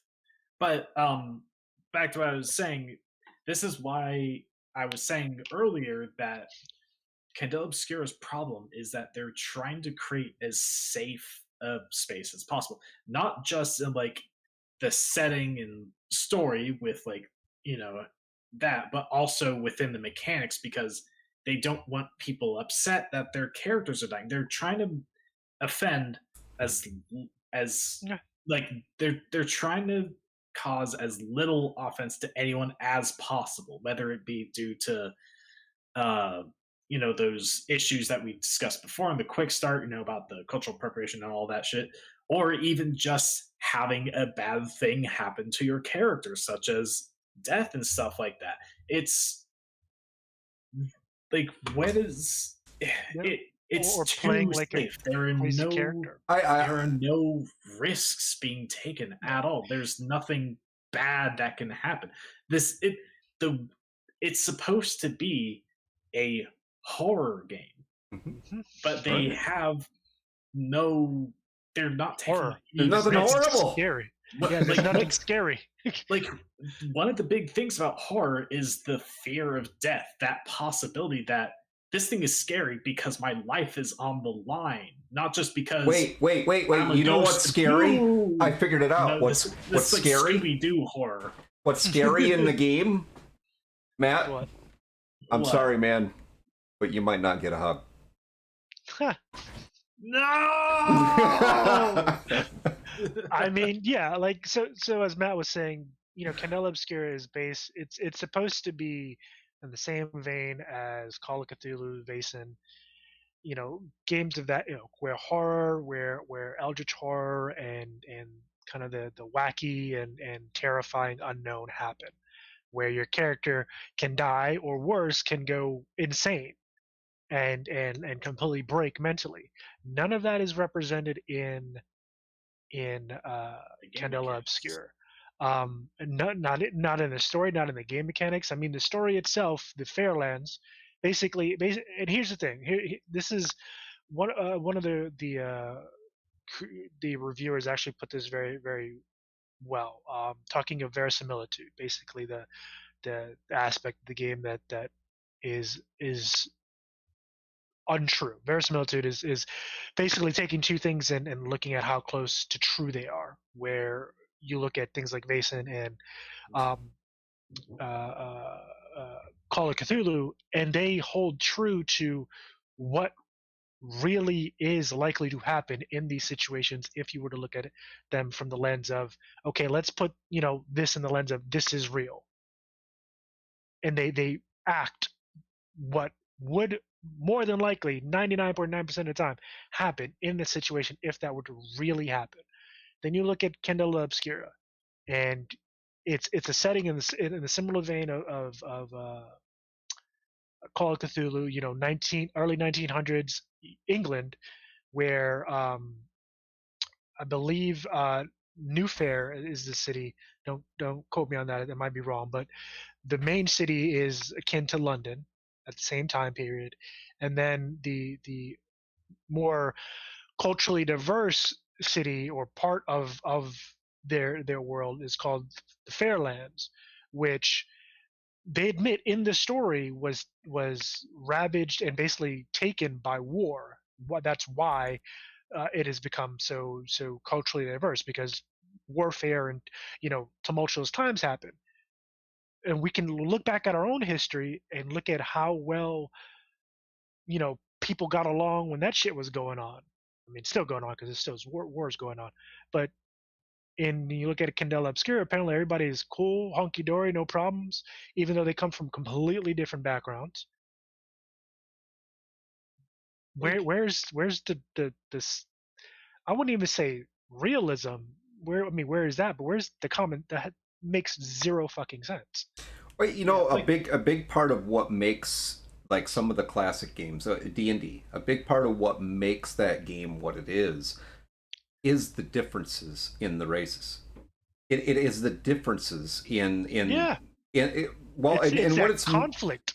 Right, and it's also designated as the differences, not just because the physical differences between those people, but the cultural differences between those people, and then the nuances within their own. Because like with the elves, you have different kinds of elves with different types, different cultural aspects to those elves. You got high elves, you got wood elves, you got astral elves, you got dark, drow. Like there's a whole kind of So many interconnectedness, and yeah, there's a lot of fucking elves. Damn it! Could you Nephews. imagine Driftstone getting along with everybody? I just can't for the No. life of me. Hell no. Yeah, and like, okay, like one thing I will say is that like you're creating a fictional world, so like not everything has to work as exactly as it does in the real world. That's the point of fantasy, you know. But there's a line there to where like you still need to try to at least have it make some sort of sense, so that the suspension of disbelief can be, you know, drawn there. Yeah. But, This is like, asking you to suspend a whole hell of a lot of disbelief. Let me tell yeah, you. like okay, like if you want to create a world where like the different races and stuff have come together and like and all that stuff, then fine. But tell me a story that makes that sound believable Not a one. in a way that can, you know, in a way that I can draw my suspension of disbelief to be like, okay, that makes sense in this world. But like this, like the way they do it is in a way where reality has proven the exact opposite. That's the problem. It's like it's less the fact that they created this, you know, utopia between the races, and more about the method at which they did it doesn't work. Yeah, it's been proven not to work. Like it, they've done it in such a ham-fisted way that, I mean, it's obvious. It's so obvious that a lot of that, again, they one of the cardinal sins, injecting their political and kind of worldviews, their personal biases. Let me just blanket their personal biases into their game. You do not do that as a game creator, number one, but I'll argue as a creator of anything. Well, you know, unless like that is the purpose of what you're creating, you know, because unless you're trying to create, you know, essentially propaganda. But I mean, it's because it's Critical Role. They're a public figure that has developed a community that a household name, a safe space. So that they put that first and foremost in the design of this game, but took it too far. Like way too far.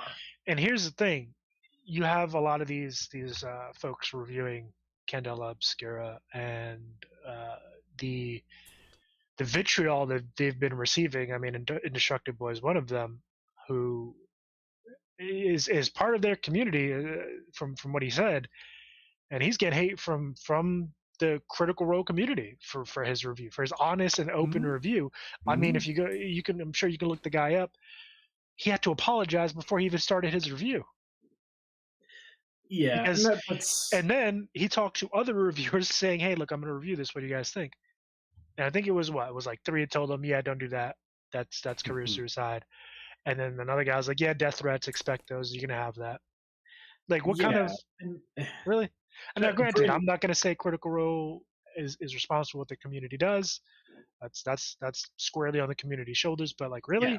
And it's not even indicative of the entire community. It's a minority that takes usually way too fucking far. It's usually the loud minority. So and like, look, harassing people, death threats, all that shit, not okay. Like, you do not do that.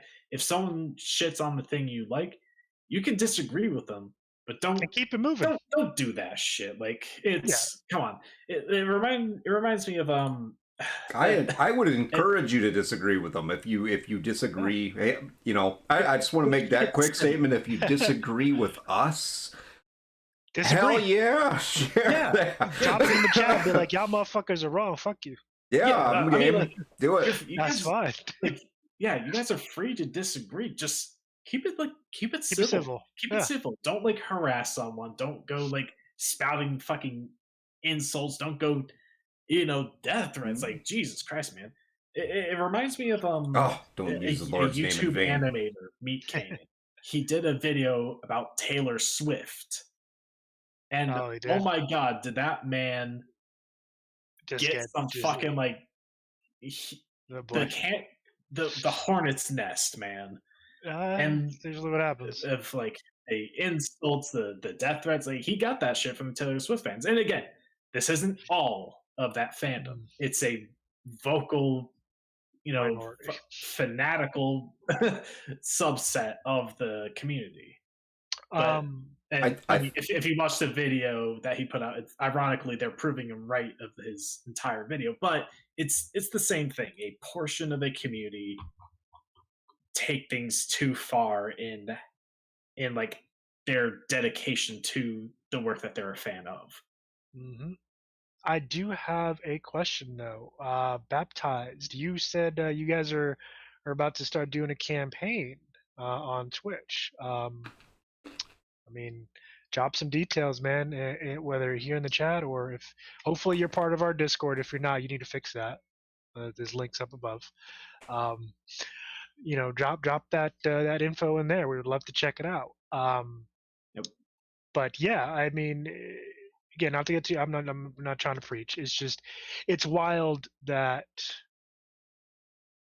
this came out of Critical Role's. I think I actually was a little preachy earlier, but I'm not going to apologize for it. we all have been. That's the most passionate I've ever heard you on this podcast. yeah, we all have been, and for good reason. We have our moments. Yeah, man. Baptized. Yeah, shoot us a message in our Discord and because we would love to check it out. Whatever the campaign is, it does. Gotcha. Okay. That you know what? That's fair. That's fair. But, I mean, and again, you don't want to like come across as like shilling in someone else's Twitch. I appreciate that. But all right. Join our Discord, and I mean we will support you because you're a member of our community, and that's something that we believe very, very firmly in. So jump in the Discord. Good to go. 100%. We'll definitely check that out, and hopefully some or all of our community will come with us because that we like supporting people putting out good shit. And apparently you're gonna be the only guy there, so you're gonna need some bro support. I think I know some of his players. I think. Gotcha. But yeah, I mean, hopefully you can talk to you guys. Yeah, I mean, definitely for sure. We can either Greg can see you or you can sit in on some of mine or Matt's games, and we can shoot the shit there. You and all the rest of the players that hopefully will come through. But yeah, it was just disappointing because I personally I was very excited for Candela Obscura. Oh my gosh, I don't even know if I could say that. That's actually awesome. I know a couple of derby girls myself, and yeah, they have some crazy ass names, and they are no strangers to get into fights. I went to a couple of derby tournaments when I was living in New York, and yeah, they don't pull no punches, man. Like I was like, yeah, I would never do that. I'd get beat up. But yeah, it was just shocking that to see such a household name, and ideally one with the connections to hire and bring on designers and developers that know better. Mm-hmm. Do this. Yeah, and. He has a female bitch slapping Boba Fett. That's awesome. That's pretty fucking cool. That's awesome.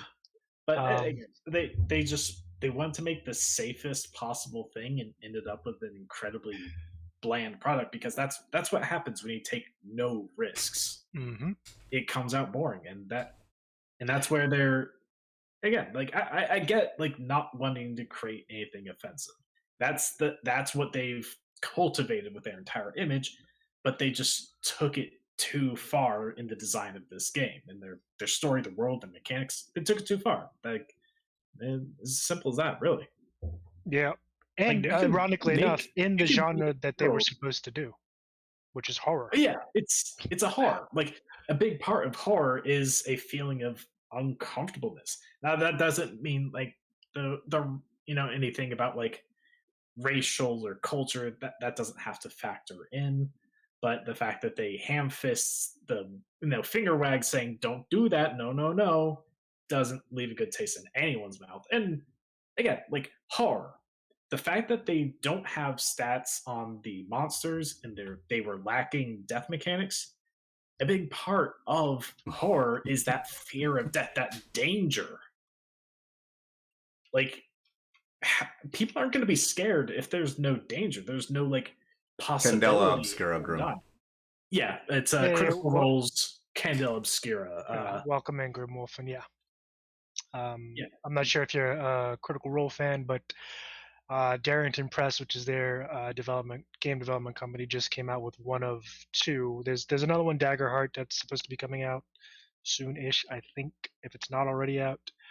But this one we're talking about is Candela Obscura. If you've ever heard of Call of Cthulhu, it's a game made in the kind of the same genre and the same kind of vein as that, and they've definitely did not hit that mark at all.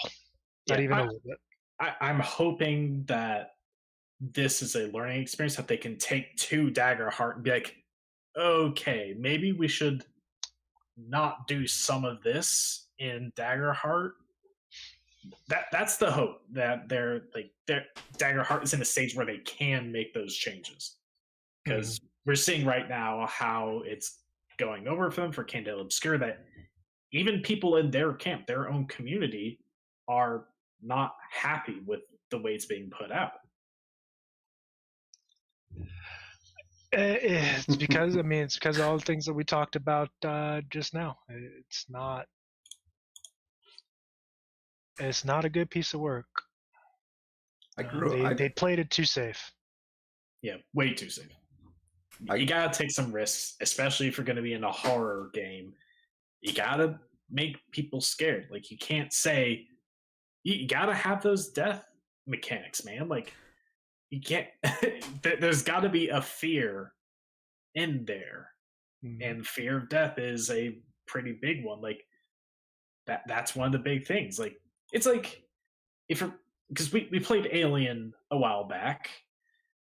The aliens are super strong. Like, they're nice and cuddly, and I want to hug them. Oh boy, but they're powerful beings. Like, to where if you as a player came up against one with those mechanics behind it, you should be going, oh shit, I gotta get the fuck out of here. The mechanics behind it helps elicit that sense of fear, like the fear of your death, because it's strong, and you're probably going to die if you don't get out of there. Or like, you gotta have those mechanics in your story to work in conjunction with each other.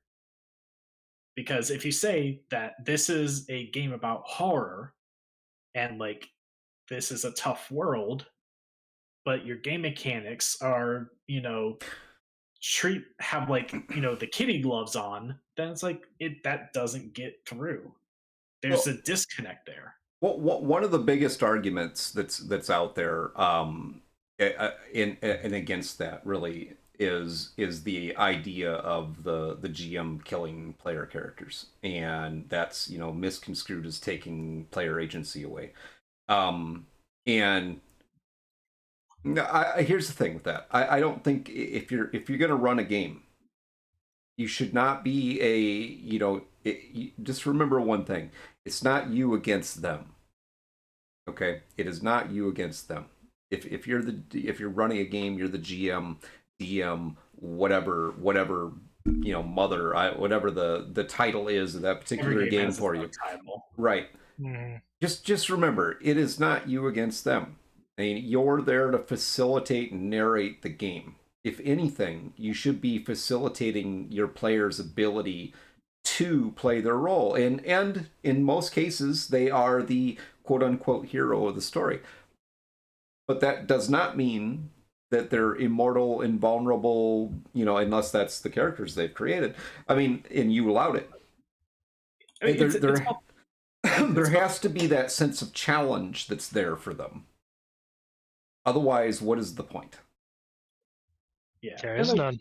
I mean, when it comes to character death, it's about the world that the game is taking place in. Like, if it's like a lighthearted game with a lighthearted world, if there's no character death in that, then fine. That fits with what the game is doing. may not be my cup of tea, but at least it's consistent with the world that they've created. But if they're creating a horror game with a dark world that is supposed to be dangerous and there's no death mechanics, like, oh, where's like that? Where is the actual danger? Where is the actual heart? Because if you know you're going to be fine no matter what, what's there to be scared of? Yep. The mechanics and story are not coming together. Baptize. There's this thing out there. I mean, I'm sure you're probably aware of it, but I mean, we've got people out there creating quote unquote DM-less games now. You know, and okay, great, good for you.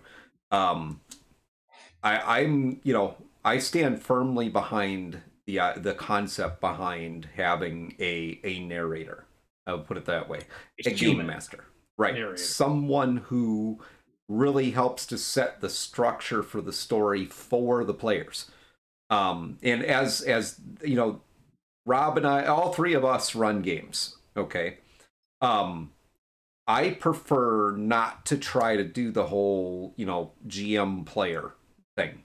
I will not run a player character in a game that I run because my job is to provide the story piece, the backdrop for the players so that they can tell their story. So I don't play player characters unless I'm a player. And when it comes to, you know, I will stand behind this when it comes to the creations coming out of us. If the idea is ever brought up that we're going to create a GM-less game, that's going to be an interesting conversation to have. Because I will not stand behind that. Whoever brings that shit up, you're fired. You're fired on the spot. Yeah, I mean, it requires a human touch. Like, especially if you're going to create something where there are, you know, there's variance in the story. Like I think the closest to technically like DM-less D&D would be something like Baldur's Gate 3. Because yeah, it's not a human running the game, it's a computer, and all of the possibilities within the game are hard baked into the game, which they've done a good job at. They put in a lot of variance, like with a lot of the things you can do, and that's part of why it was such a fantastic game. But it will always be limited to those things that are there. Not counting when modders really start getting into the game and changing it up a lot. But yeah, that's why we need the humans in, you know, the normal role-playing games, because anything can happen in a role-playing game. And anything will happen. Yeah, you can't control players. Players will always find a way to mess things up, and that's the way it should be. For good or bad. That's the way it should be. Yeah. Absolutely. I personally, I want my players to play their game. You know, no matter what the story is that I've developed for them, I want them to play their game. I want them to play their character. And if they're, you know, if the story that's in front of them right now does not fit their character, and their character thinks, "Oh, this is bullshit," and wants to go a different direction, do it. You know, and on the other side of that, as you guys know, I also am a firm believer in fuck around and find out. So. The three worst things we could ever hear, odd or even. Look, like the fuck around and find out is always the fun part, because like in our first D&D campaign that we had with our group of friends, there's a reason I played a barbarian, because he was someone with a high enough HP stat to survive the dumb shit he was gonna do.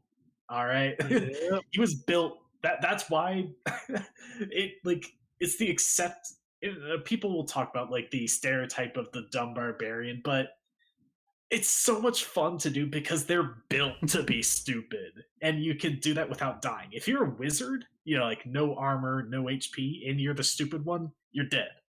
You're gonna get yourself killed. I am going to have to make a stupid wizard now. Like a barbarian can fall from like 100 feet in the air, hit terminal velocity, slam down to the ground, You know get that up and just dust themselves off with like, oh, I gotta feel that one in the morning. The greatest idea would be the idea you came up with, Matt, a while ago, but we would twist it a little bit, and we would create a low intelligence wizard. He was just smart enough to read. And he wouldn't actually be a wizard. He'd just be some guy running around using scrolls to cast his spells the whole time. Yeah, better. It's such like a con man trying to make everyone think back to the magic. But really, Right. it's like in his sleeve, he has like scrolls or something. Like after every fight, like in the corner, just like shaking out these like little like ashes or like torn up. Looking at him like, no, not that one. No. I need a fireball, damn it. But before we get, I love playing Curiosity Kill the Cat Thief types. Yeah, we have some. Like roguish types are often good at being able to get themselves out of sticky situations. So best way to use that is to get yourself into a sticky situation. Mm-hmm. Again, there's a lot of fun ways to be stupid in role-playing games. But before we get too long in the tooth here, we do have some housekeeping to handle. We do. And after we do that, I just throw this out there really quickly, Rob, if you and the audience were planning on continuing a little bit, then we should take a short break. Let's do the housekeeping. Take a short break. I'm old, man, so my body doesn't necessarily. No, I get you. I gotta get up sitting all the time. Yep. Kind of walk around. I mean, I'm young, 25. 25. I wish I was 25 again. Yeah, so episode 35 of the update log will be airing next Wednesday as usual. Topic to come. Again, there's always a lot of things going on in the industry. Stuff like Starfield winning Best Innovative Game. Good old Steam Awards. Yo. Something weird going on there. It is a week away, so I'm sure Blizzard will provide something. Probably. They always do.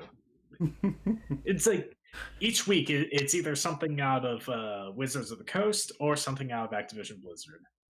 They keep this podcast alive. They really do. When they get their shit together, we're gonna have nothing to talk about. Yeah, it's like, so things are good. What are we supposed to talk about? Right. But yeah, so we will be having episode 35 next week. I have something planned. Something rolling around in my head for a little bit. Keep an eye out. But over to you, Greg. We have some stuff going on tomorrow. We do. So actually, over the next couple of weeks, we are going to be running some R. Talsorian content. So we're going to be running a Cyberpunk campaign that is going to be based out of some of the story content in Tales from the Red. We're not, we got to be true to who we are. So we're not going to run directly with that story content, but the story we're going to run is going to be based on the content coming out of Tales of the Red. So if you're not familiar with Tales of the Red, then come chill with us and watch Good Story. If you are familiar with Tales of the Red, then come chill with us and watch Good Story. We do try to keep all of our streams as interactive as possible with our audience. So we want you to engage us and engage in the RP if you wish. So that will be starting tomorrow night. We'll be running episode 1 of that, and the actual title that we're basing this first couple of sessions on is Staying Vigilant out of Tales from the Red. So I love the story in there and got some good ideas for adaptations in that. Of course, we'll see where my players take me. Beyond that, we're planning on running at least 4 sessions of Cyberpunk through the end of January, And then we're going to be doing a one-shot test run of Mutant Year Zero. Yep. Which Matt will be running. We just actually added another to our list. That will be we've added another one shot to our list that just came out of Free League Press called the Forbidden Lands. ever-growing list. Maybe we'll.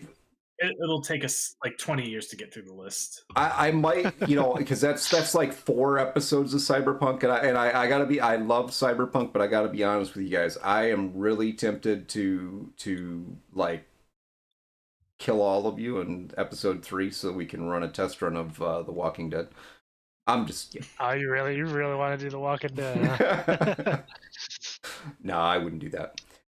So we are going to be doing that, and we are going to start having some discussion about the product that we're going to be sharing at GaryCon as well. So we might even run a little bit of that content, but we won't run anything until GaryCon. So if you want to be a first to be a part of that content, which is all created by us using the mechanics and the world piece from Cyberpunk, then hey, be at GaryCon, or make sure you got a virtual pass, because you will have a shot at doing that.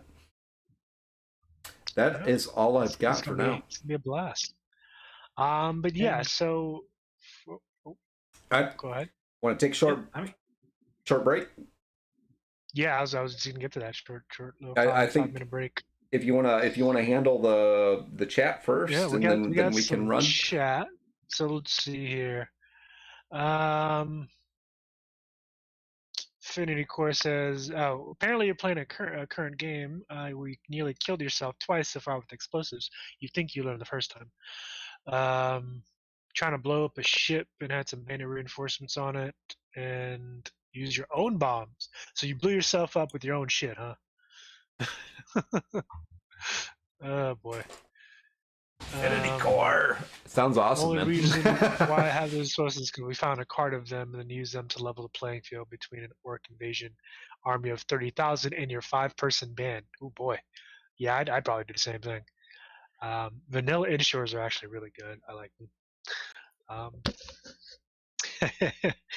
But yeah, guys, let's take a bit of a 5-minute break, and then we can return and kind of just shoot the shit a little bit. We've gone over the topics we wanted to go over. Now would love to hear more of what you guys are doing, because it sounds like Infinity Core at the very least is having a blast.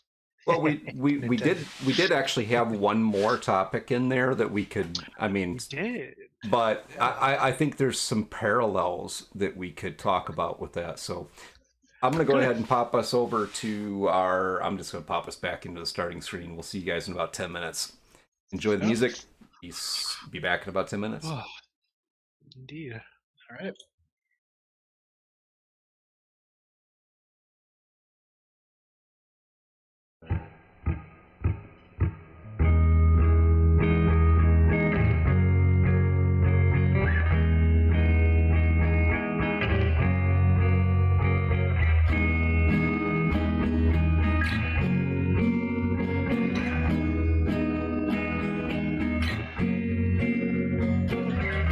Rusty old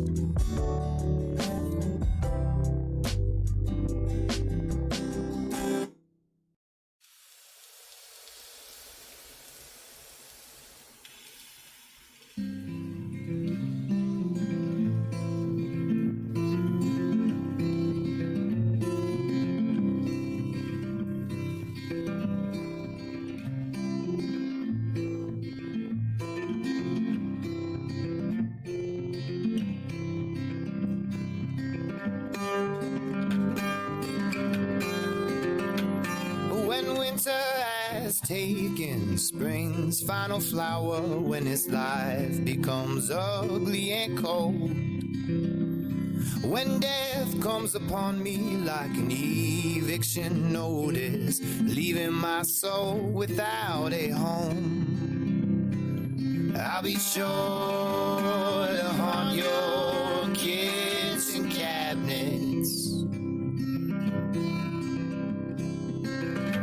with a touch of that graveyard magic.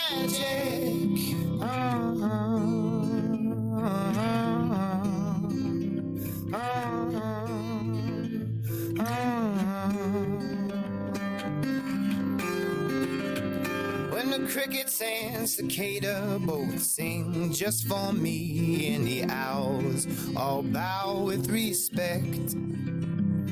When death goes a-prowling like a wolf through the forest and finds his way to the front steps, I will be knocking around in your attic.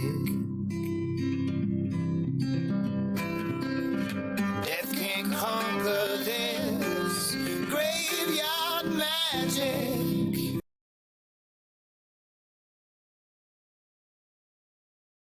All right. So I think that's a little bit shy of 10 minutes, but hey. A little bit. It's okay.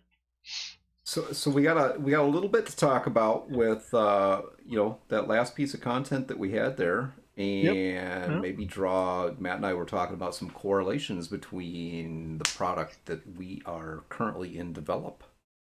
So it might be a good time to just talk. So which one of you would like to kick that one off, or would you like me to? By all means, take it away. I think you've looked into it. I have, at least. Yeah. So for those of you who don't know about this, but there have been several folks who have started their own studios over the last couple of years, some small, some large. But most of them have kind of cropped up within the last year, mostly due to the OGL situation with Wizards of the Coast.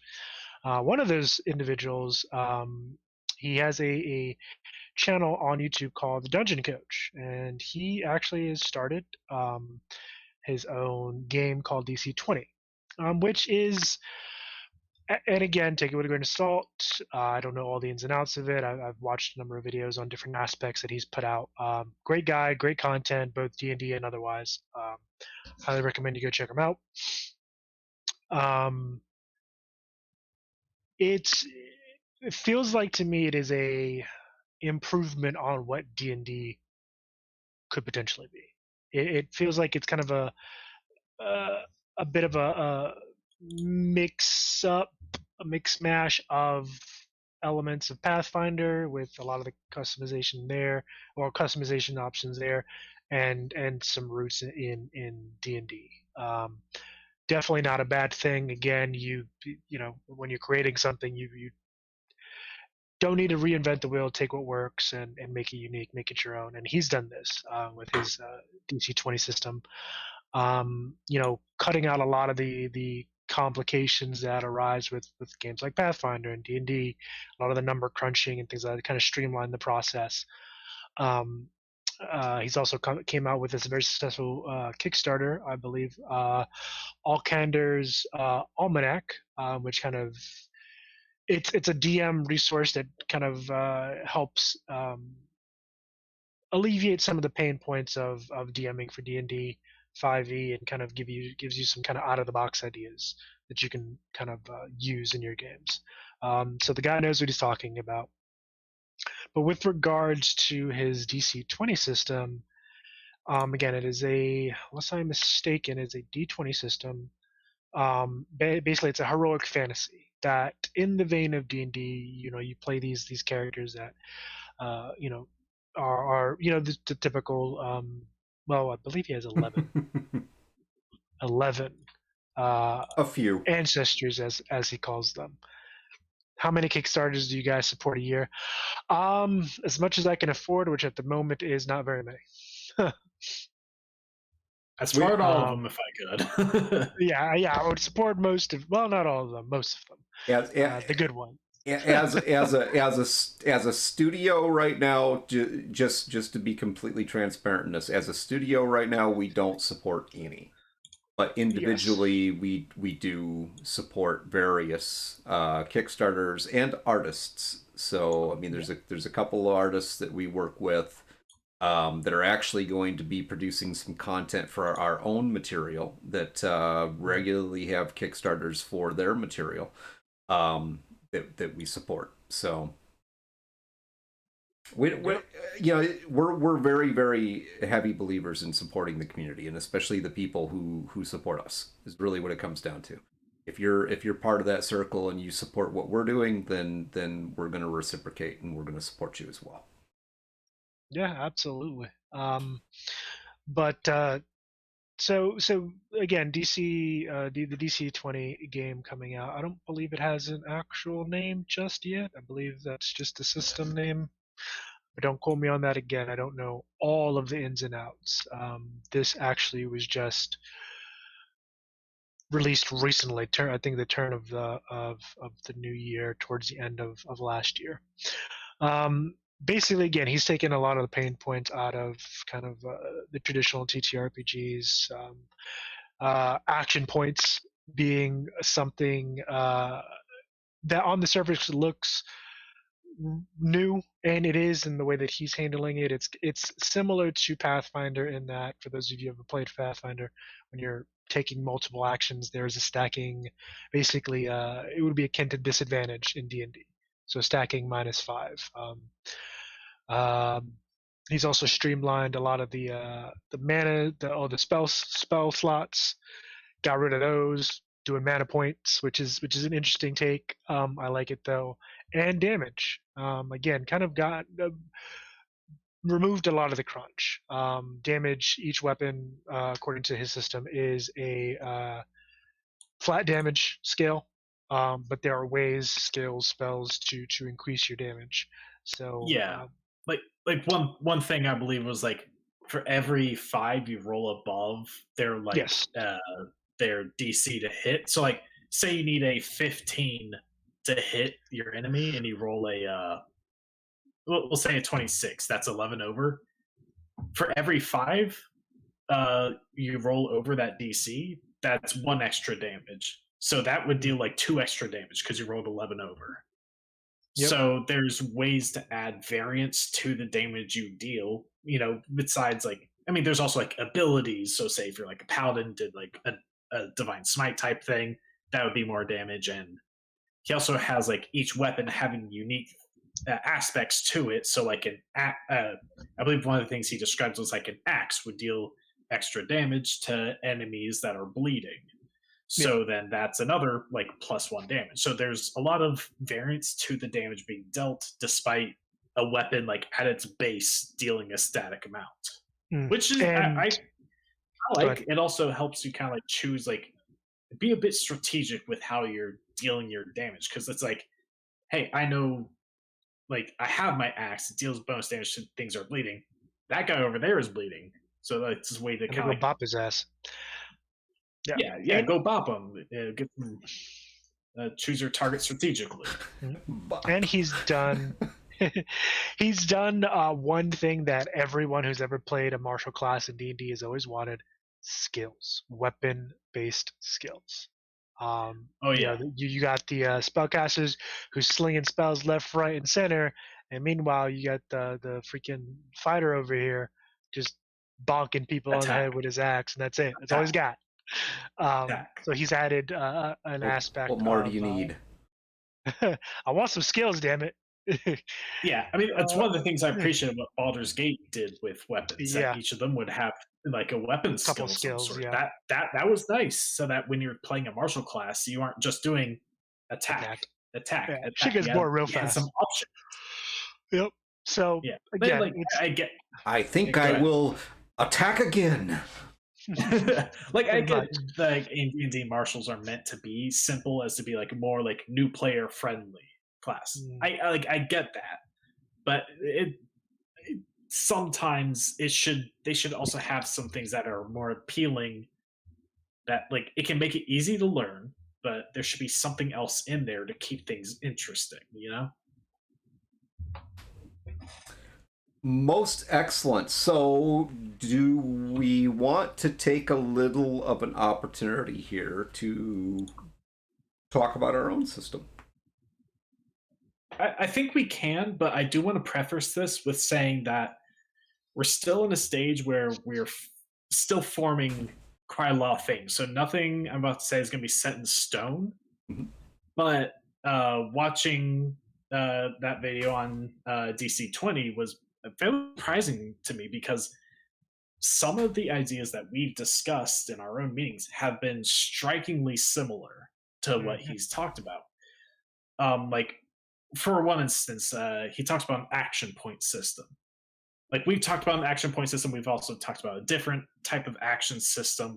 We've played around with a couple ideas, but his action point system was strikingly similar to what we had talked about, and which I think is very interesting. Like, because there was, the way he has it is that there were you had 4 action points for essentially 4 different actions. Mm-hmm. I don't know if there were some actions that might cost more than one. I feel like there probably would be, but based on the explanation he gave, that it kind of sounded like just 4 actions. And one of the ideas we had thrown around was exactly that number of action points. And he had an interesting idea for how to deal with people essentially dumping all of their action points on attacking. Because I know we had a issue in some of our testing that we had when playing around with that idea, where attacking a lot of times is a lot of damage, and it's very powerful. So what he did is that every action that you take, that is, if you take a consecutive action of the same type, whether it be like another attack action or another help action or another, whatever action that you've already taken that turn, you're going to have disadvantage when you roll that consecutive same action. So let's say you do one attack. Okay, you roll your dice for it, hit or miss, whatever. I hit every time. After that. When you have loaded dice, baby. But, second attack. I should say I only hit when I'm the GM. Then I hit every time. Yeah. So second attack, you roll with disadvantage. So you roll 2 die, take the lower, and this stacks. You go for a third attack, you roll 3 die, take the lowest, and it just keeps going, which was an interesting way to deal with it, because attacking a bunch of times is a lot of damage. But I think it also is interesting how that system also encourages having some variance in the things that you do during your turn. Like, you use some of your action points for attacking, but you'll still also have some to do for X, Y, and Z. So you're not just doing the same thing. I mean, you can still, go for the Hail Mary and keep throwing more and more attacks, though those later ones aren't very likely to hit. Mm-hmm. I thought that was pretty interesting. Again, that's not like a 1-for-1 what we had discussed, but it's very similar. Yeah, it rolls right in line with the production discussions that we've had concerning combat mechanics and economics of combat. Yeah, action economy is a tricky beast to figure out, and one we're still trying to get the reins on. But I mean, we're making progress every day. But it's interesting hearing someone how they handled a very similar situation, because there's a lot to learn from that. Mm-hmm. Yeah, and it's very much in line with what we're seeing in terms of homebrew content that's coming out for multiple systems. People are looking for alternatives to traditional systems to kind of change things up a bit, and in some cases streamline things, make things a little less crunchy. And for those of you who don't know what that term means, basically all the dice rolling and kind of math that you sometimes have to do when you're playing a TTRPG. Those can be fun for some, but for some, they'd rather just continue with the action. Yeah, I mean it's a balancing act. The more crunchy it is, the harder it can be for new players to get into it, especially if they're brand new to like TTRPGs in general. So you gotta like try to strike a balance with your intended audience. Like, how new player are you trying to aim specifically for new players? Then you want to make your system as uncrunchy as possible. But if you make your game, if you're really trying to go after experienced players, kill them all and let their gods sort them out. You can add a lot of crunch, but that also makes it difficult for new players to get in. You got to find the right balance. You got to find the right balance for who you're trying to make the game for, like your intended audience. And absolutely, yeah. All right, so that was a heavy mechanics-based discussion. Holy. Yeah, I mean, that's just one of the things. That there were more that I noticed, and yeah, but I won't go into everything. Again, in our own talks, there are a lot of things that are still subject to change. Mm-hmm. Maybe we'll have an action point system similar to that, or maybe we'll go in a different direction. We have a couple different ideas that we've been playing with, and we'll see which one shakes out. But to give you guys an idea in terms of genre and story-wise, we are entering into the horror kind of survival style genre, in the vein of Call of Cthulhu. Eldritch horror, I guess, is the best way to put it. So you'll definitely got those elements. Some wonky stuff in our world, some really hideous and otherworldly beings, to say the least. We're super excited to bring it to you guys. Again, it's going to be a little bit in development, but as we progress, we'll definitely be dropping some talks and visuals when that comes about. Yeah, and I think like some things that we're working on now, hopefully before too long, we'll have something a little like interesting involving like the world to actually like kind of like show you guys. Mm-hmm. And as I've said in previous episodes, we will be having some, as always, we'll be having some special guests coming on to talk about some new stuff, in addition to everything else going on here at the Update Log. Exciting stuff. We have a couple of people planned in the works, Mike Pondsmith being one of them, in addition to partnering with Artal Sorin at GaryCon, so be on the lookout for that. What else? I know it's getting late. Well, we can leave it at that because I think that's a good spot to stop on. I mean, and we have a lot of plans for the folks that are going to be coming on, and just stay tuned. Mm-hmm. Super excited. For everything. I mean, 2024, we're in the new year.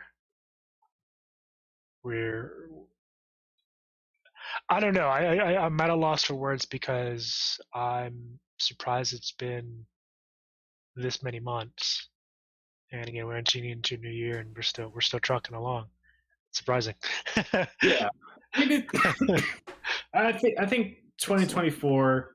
I think this is the year for us to like really start getting out there. Like we've been doing a lot of like building the foundations lately. I think, or at least I hope, that this is the year. I don't know when in the year, but sometime during the year, I'm hoping like we start really getting somewhere, Yeah, no, we are. But I get what you mean. Something that we can bring to you guys. So you guys can go ooh and ah. And yeah, I don't know why Call of Cthulhu game is sponsored by Verizon. Why isn't? I didn't even know they were. Isn't. Yeah. Isn't. Why isn't? Oh, why isn't there a call? Okay, I read that completely wrong. How are you going to call Cthulhu if you don't have a good cellular provider? Can you hear me now? Matt, you're fired. What? That was the joke. You're all fired. Jesus. Wow. But yeah, cheers from Georgia, baptized. Cheers from Georgia, man. But anyway, guys, we're going to call episode 34 there. Thank you guys for tuning in. Join us tomorrow for our RPG stream. We're returning to the Cyberpunk Red, though in the 77 or 76. What year does our... No, this one will be set in Cyberpunk Red. Okay, we're gonna set this in Cyberpunk Red. Let's do it. Yeah. I'm gonna back it up a little bit, and get into that story beat piece, and it should be really interesting because you guys are going to have a fun challenge. Oh boy, So, I don't like where this is going. Cthulhu plan. I am loving it. It's gonna be great. But yeah, join us tomorrow, 8 o'clock EST, as we dive back into Cyberpunk and all the fun times it's got. Anyway, you guys have a good evening. Again, thank you guys for joining us for episode 34 of the Update Log, and we will see you next week. Yes, we will. Yep. Give me just a second here, and I will raid us out into... You know what? Let's go...